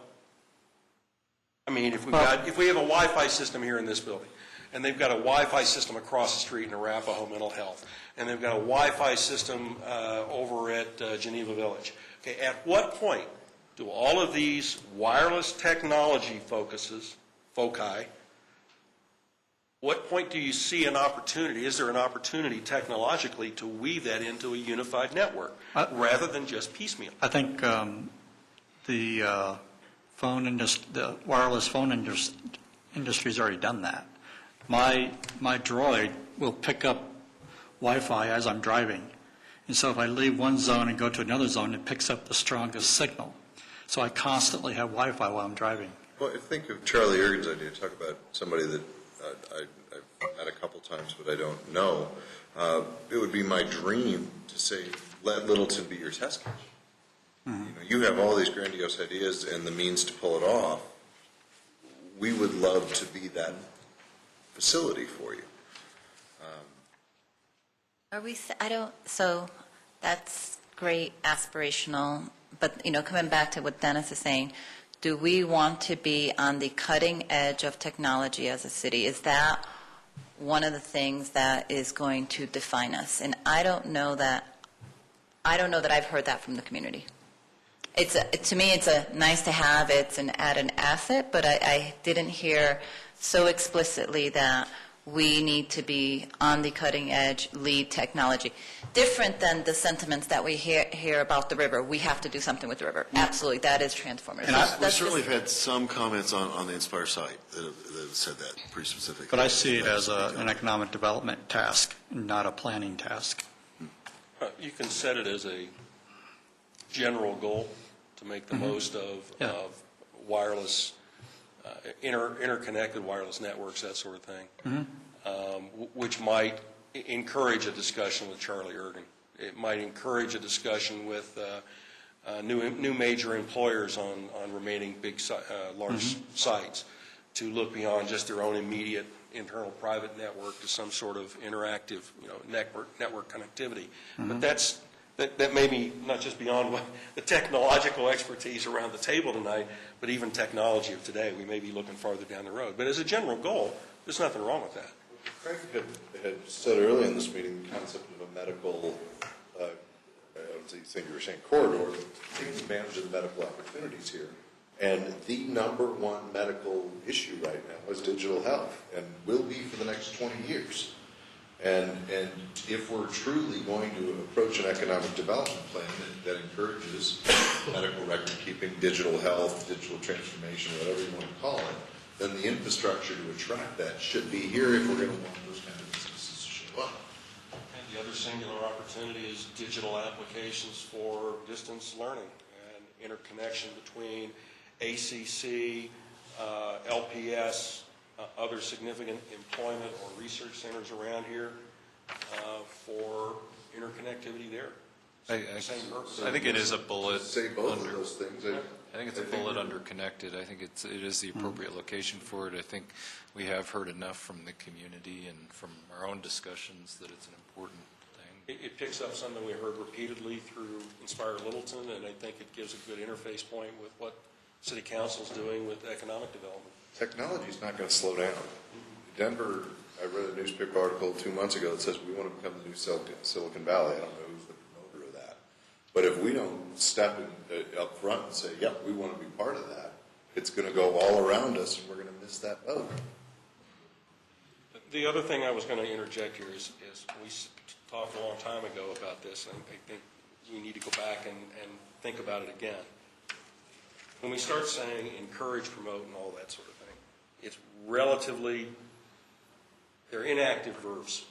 They don't mean anything unless you give a for instance. At the very least, we ought to be able to differentiate between those things that the city can do through its own specific action and investment or policies, or things that have to be, we have to direct or aim toward the private world. You can't just keep throwing out encourage or promote without recognizing that some of these things are beyond the purview of the city. So let's be honest about it up front.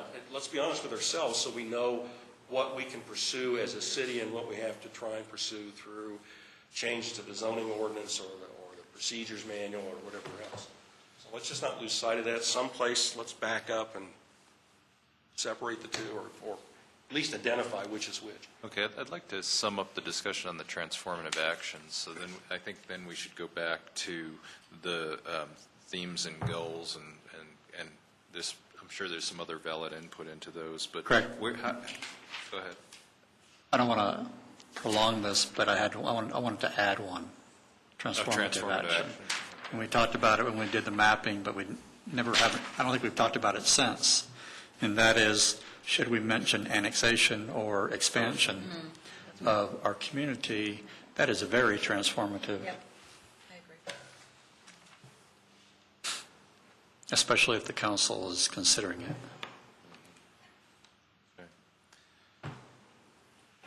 And then, What I guess do we that- want to say about it?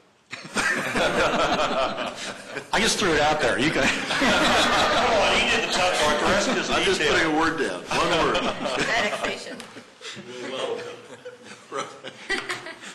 We will consider. Consider the growing. feasibility of.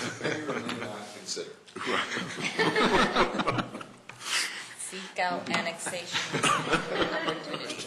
I guess I'm struggling a little bit with the idea of how much detail we're going to get into in terms of the sort of project level, those areas of change that we identified on the maps, okay? So, we circled, I think 5 or 6 priority areas and said, okay, well, these are areas that can support real change, or, and these are areas where the city should focus its energy on encouraging the type of change that we'd all like to see.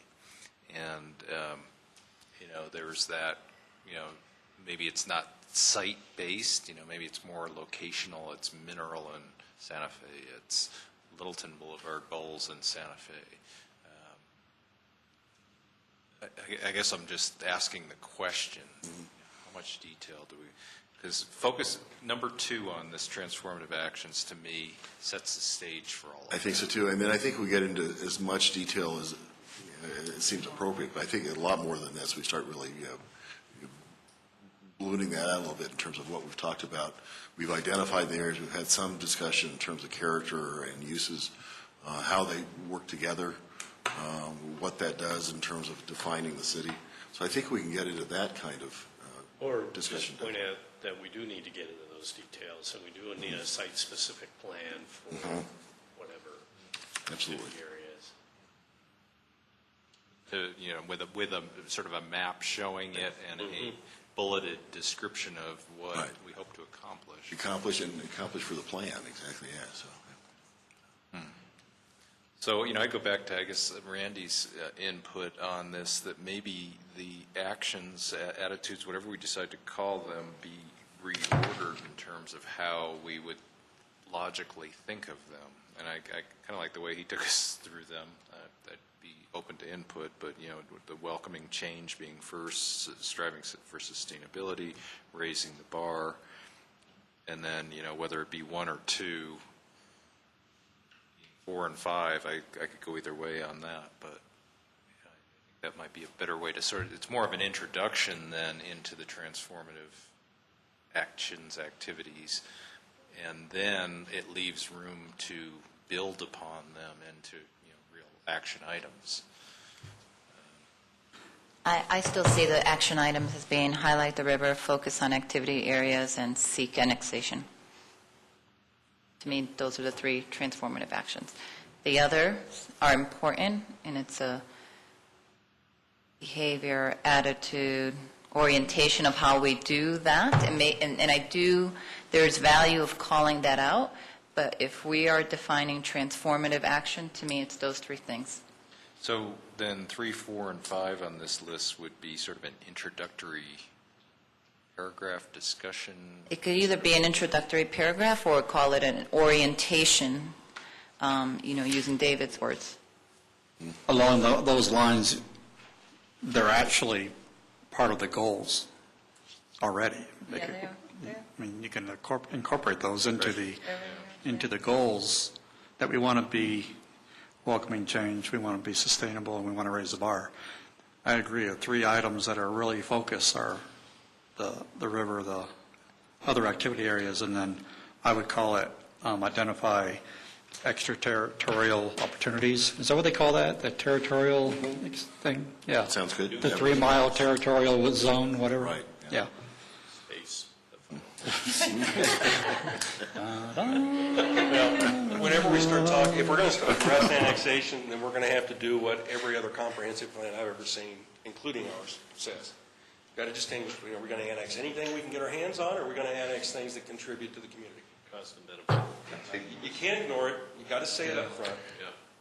And I think the plan, if we go that way, the plan really has to have criteria for what annexation would be, yeah, so, absolutely.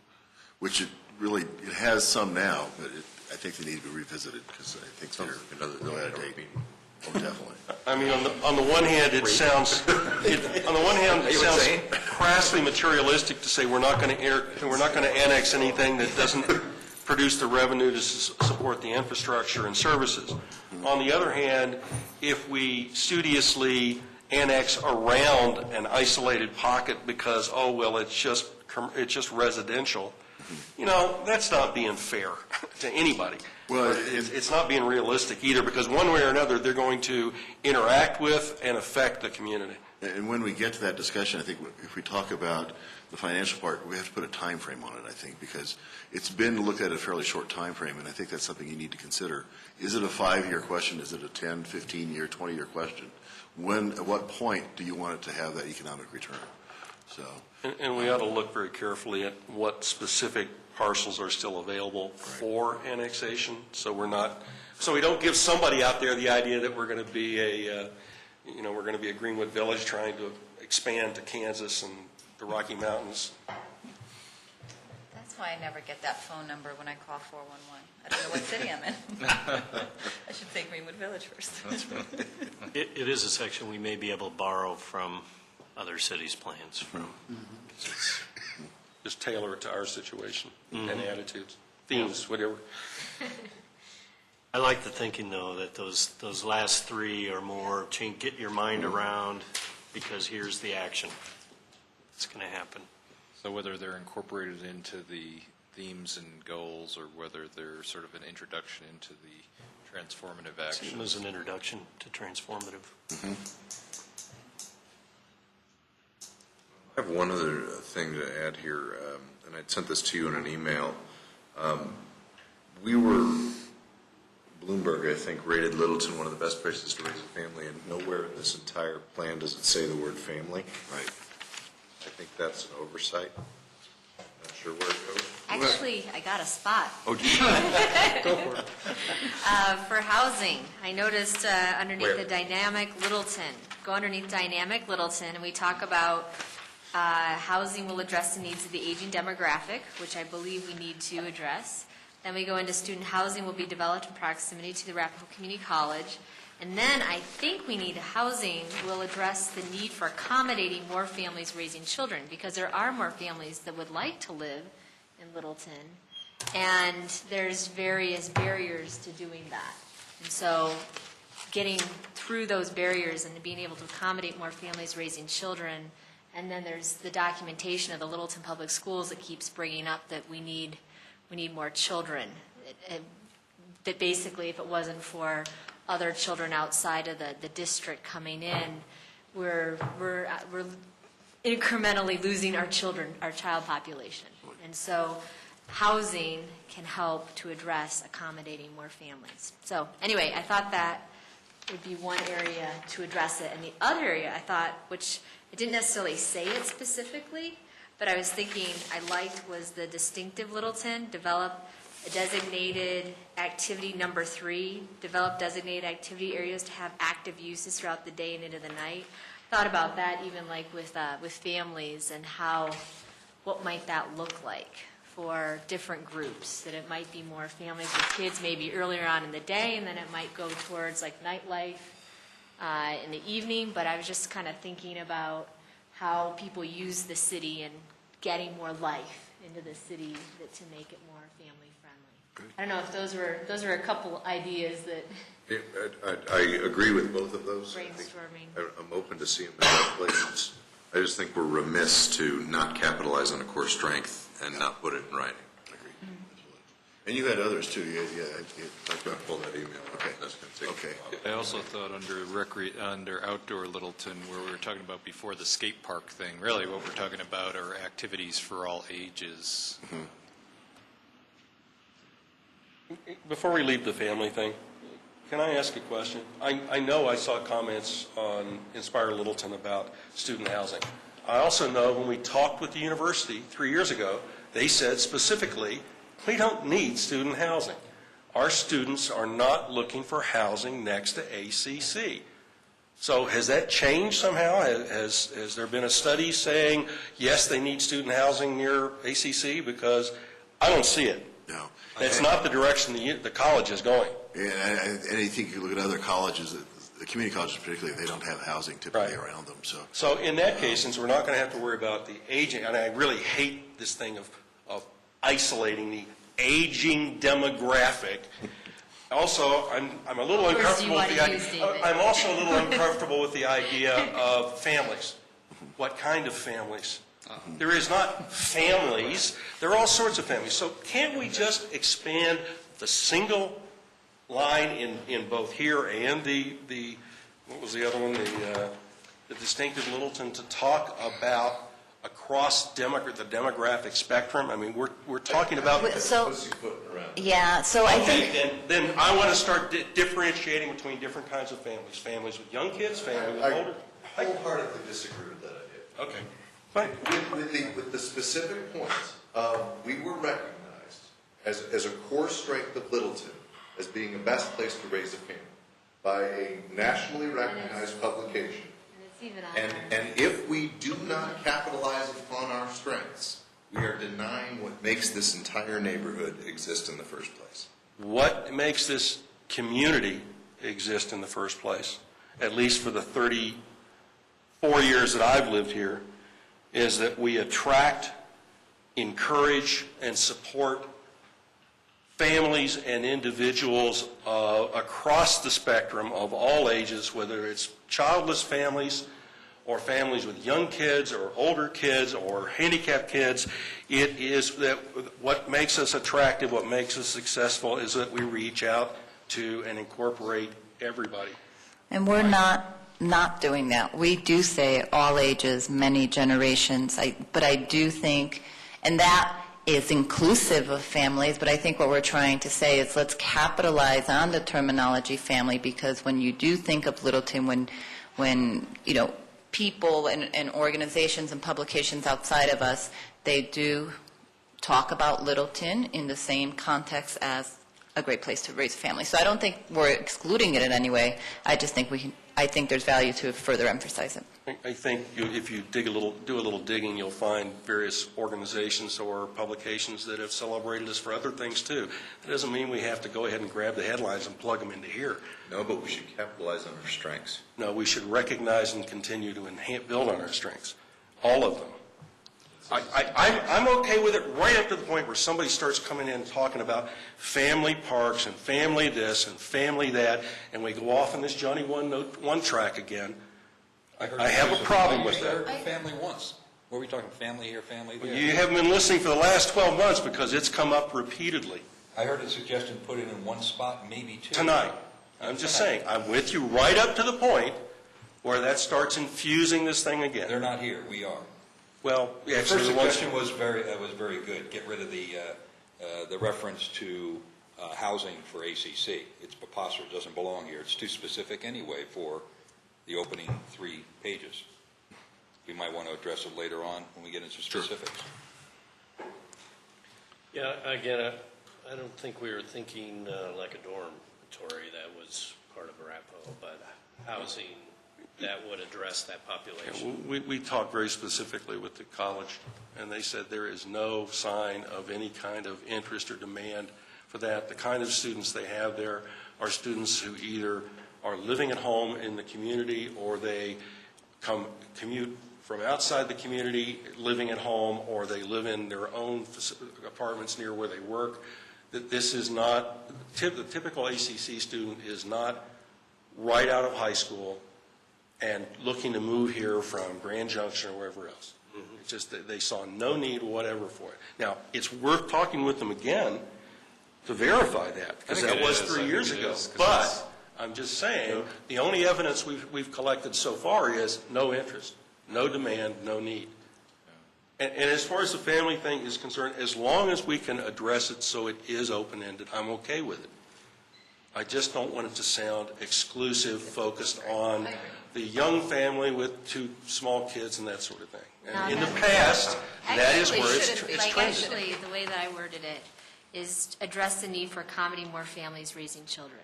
It was just a broad statement that let's look at.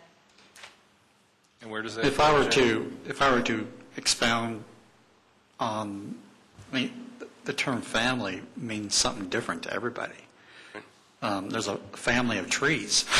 In botany, there's families of plants. And so families can be extended family, it can be generational, it can be 2 people, 5 people.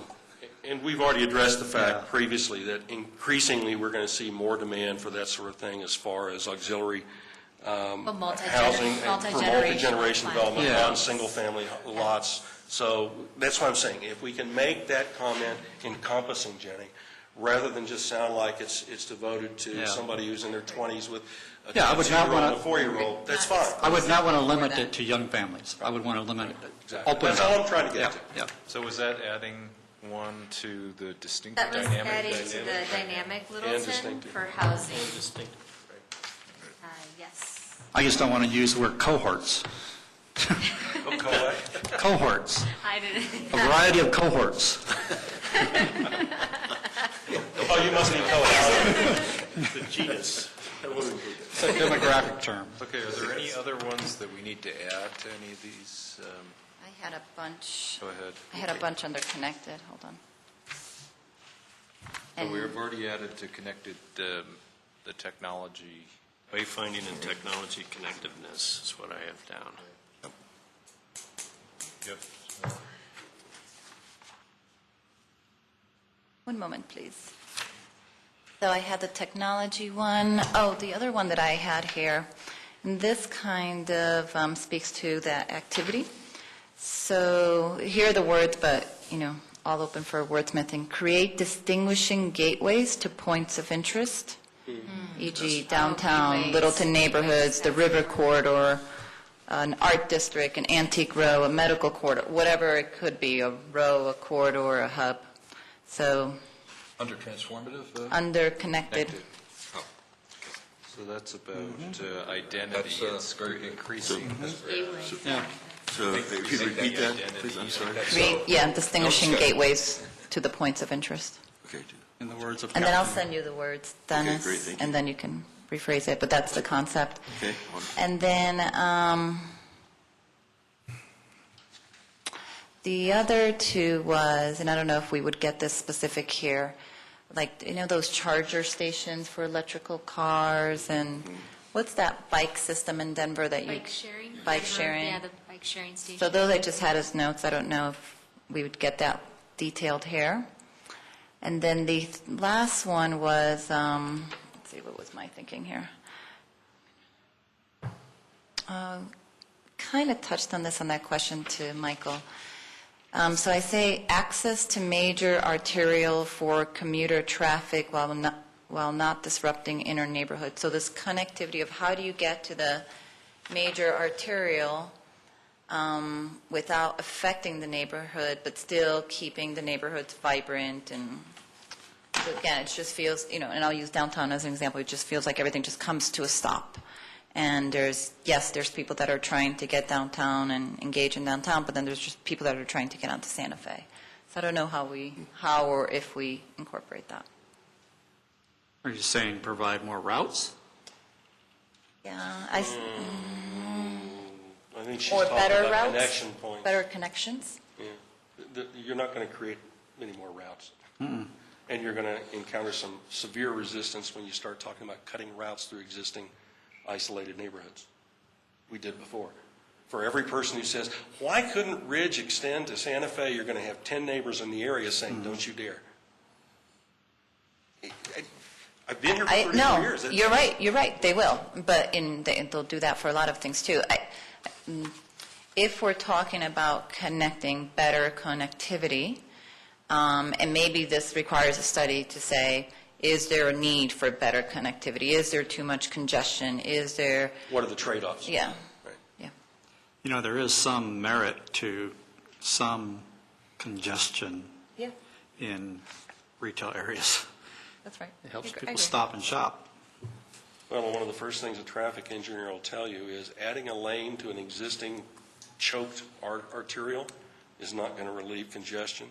Directing traffic to a different alternative arterial will. Well, Yeah. So let's keep that in mind before we go off half-cocked.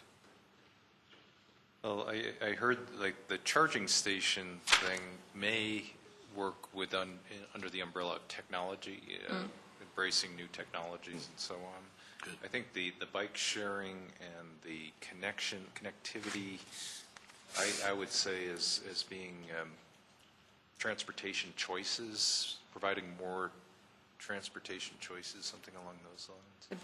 Could be. Just some thoughts.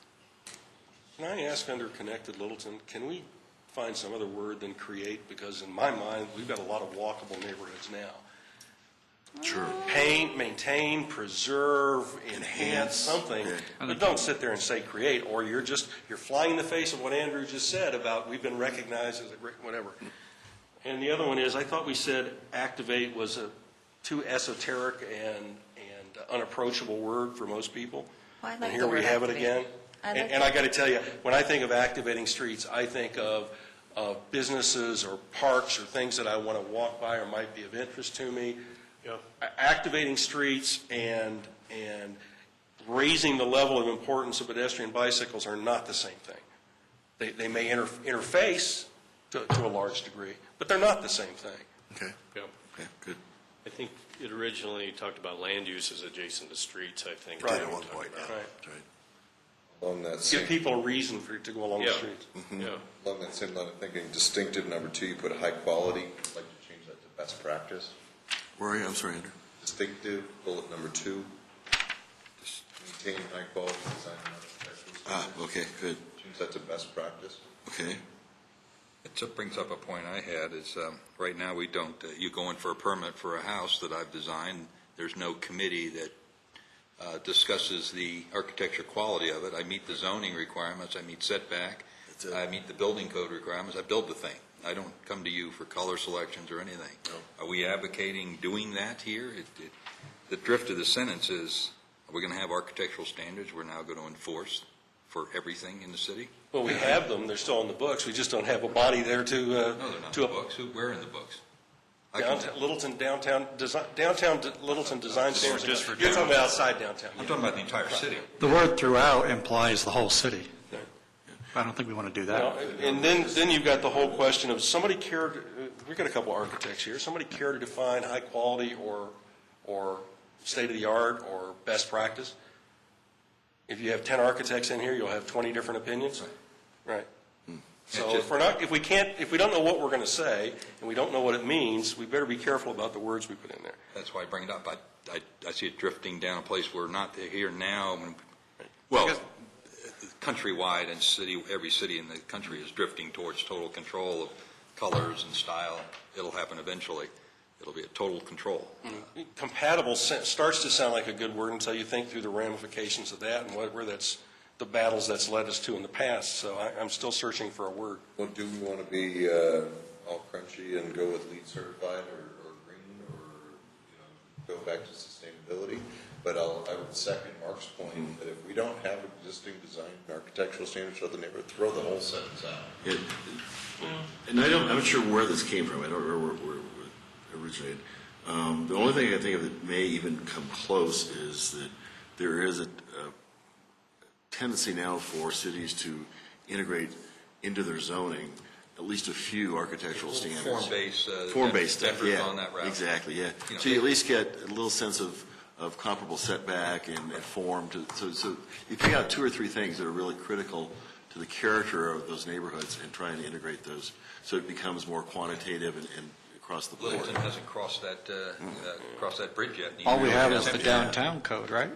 I'm sorry? Well, okay. All we have is the downtown. We have, Well, we had an we have a unofficial- micromanaging downtown code. And we also had the DRC. I think the DRC's gone away. Yeah. You proposed a project outside the historic or downtown districts. The DRC, I call it the velvet hammer. They nail you, and you can see the writing on the wall. There's it written. They It's not wheedle and written. cajole. It's not written, but the intent was you better do this. So They tried to extend the boundaries. Well, is there disagreement that we shouldn't encourage higher levels of design? Should we raise the bar somehow through the comp plan, or, maybe interpreted one way or another down the line, but... Is encourage, I was and just... maybe not do standards, but just quality or standards is is the issue? nuts and bolts. So if we encourage design and architectural, I'm sorry? Yeah, I was just thinking maybe we're saying how we're going to do it through architectural standards. Right. We leave that out, but quality design is important to It could be vanilla. place. Quality is such a... There's so many things in the current code that are so vanilla. Yeah. You can interpret it any way you want, and nobody reads it anyway. Yeah. So that'll be one of those sentences. Well- Somebody gives you a cardboard box house that they think is a very high-quality piece of cardboard. We put But it it's on- LEED gold, Andrew, it's LEED gold. I guess, Sustainable. It's a quality box. If we say encourage, Residential, we wouldn't. if we say encourage high-quality design and architecture, that's vanilla enough to where if we wanted to down the road create standards, we could.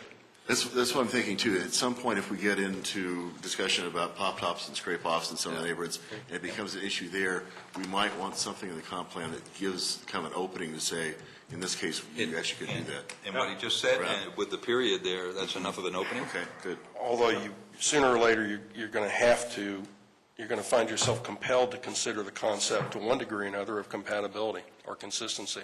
Otherwise, the Bilbao Center is a high-quality architectural design and standard, but I wouldn't want to see it any place in Littleton that I can think of. So at some point, you're going to have to deal with those concepts. I mean, maybe you find a way of leavening them somewhat, but otherwise, it doesn't mean anything. Has anybody ever met an architect who said his stuff is not high quality?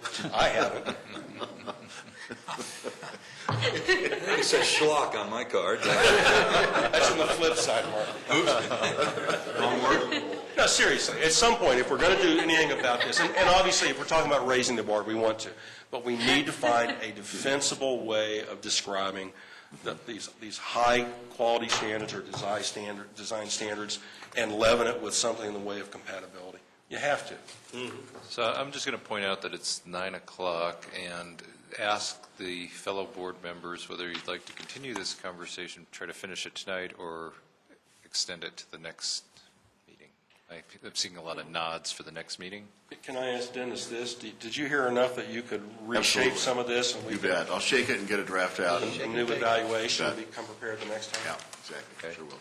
And I'll send you my notes. We should have a case, Is there a way to make, but just one. Okay.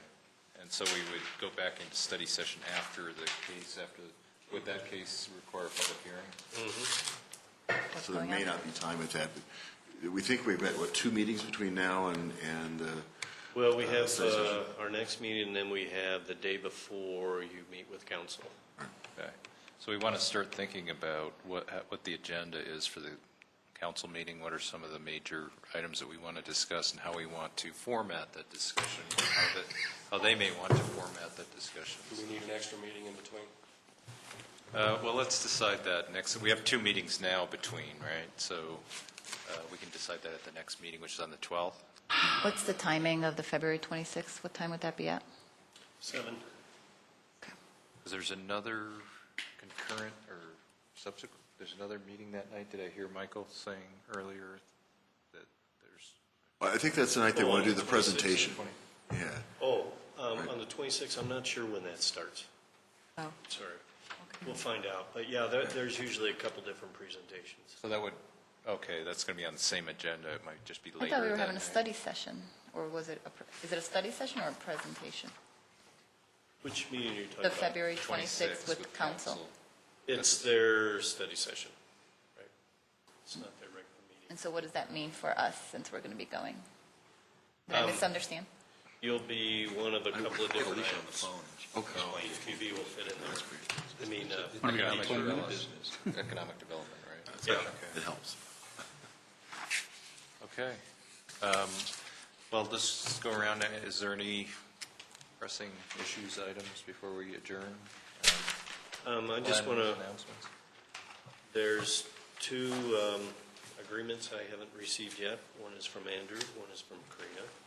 I No, gave you create mine. a I trim. brought mine in. The iPad agreement. Yeah, you turned it in. Oh, maybe it was Kurt. Take it all back. All right. But I don't think we have one from you. I thought I did. He's got You're one. making me look bad. He's already got it back. This is the, I promise not to steal your laptop. I'm looking more. Your problem? Oh, here's some girls. You promise not to go to 1-800-HOT-BABE, I think is what. You can do that. Is there such a thing? Not for an iPad, I don't think. And we are trying to schedule meetings for each of you to come in and meet with our techie people to teach you how to use it. And so we're thinking early morning, and for that, for us, it's 8 o'clock. It's as early as our IT people come, or in the afternoon, somewhere between 3 and 5. Is there a preference, or should we just contact each of you and when we have some slots of time? 8 o'clock for me. 8 o'clock typically works. Is there any days that are definitely don't work for anybody? Well, afternoons are probably better for me. Okay. Okay. One issue, has there been an official application for the sheriff's site redevelopment? We have 2 letters in front of us that Yeah. we shouldn't be reading if there is official application. You can read it. We just have to enter them into the record, and that's what I was going to do, is give this to Glenn. Yeah, I think we may have got them. Those to Glenn. To be honest, I don't know if we actually have the application. I believe we do, but again, you can get letters and you can get emails. Okay. Or as I did, Shouldn't talk to the applicant about it. as I That's the did difference. Friday night or Friday night, you could get 45-minute long phone calls where you keep saying, we can't talk about that. Sorry about We can that. talk to the neighbors, but we can't talk to the applicant. That's, I've never done it, but that's kind of an interesting, Well, we can do one but can't do the Wouldn't other. necessarily, This was neither the Wouldn't applicant talk nor a neighbor, but I still had to keep telling him, I can't talk about it. yeah. But it's hard to stop the mail and emails. You're going to get those. It's in the open now, so. That has not been scheduled for hearings. The case you have coming before you would be on County Line Road and Erickson Boulevard, rezoning at that parcel. Whatever happened with the development in downtown, the apartment buildings, did that go in front of council? About a place. Second reading. They're likely going to go February for 5th. a board decision. We'll do what? My assumption is by going to second reading, that it would likely overturn. It was approved at first reading 6-1. Well, that's formality. No. The games No, began. right. The games Well, began but had it been rejected 6-1, it would have stopped right there. Never happens. They're going to listen to the testimony. That's it. Motion to adjourn? All in favor? So what happened with the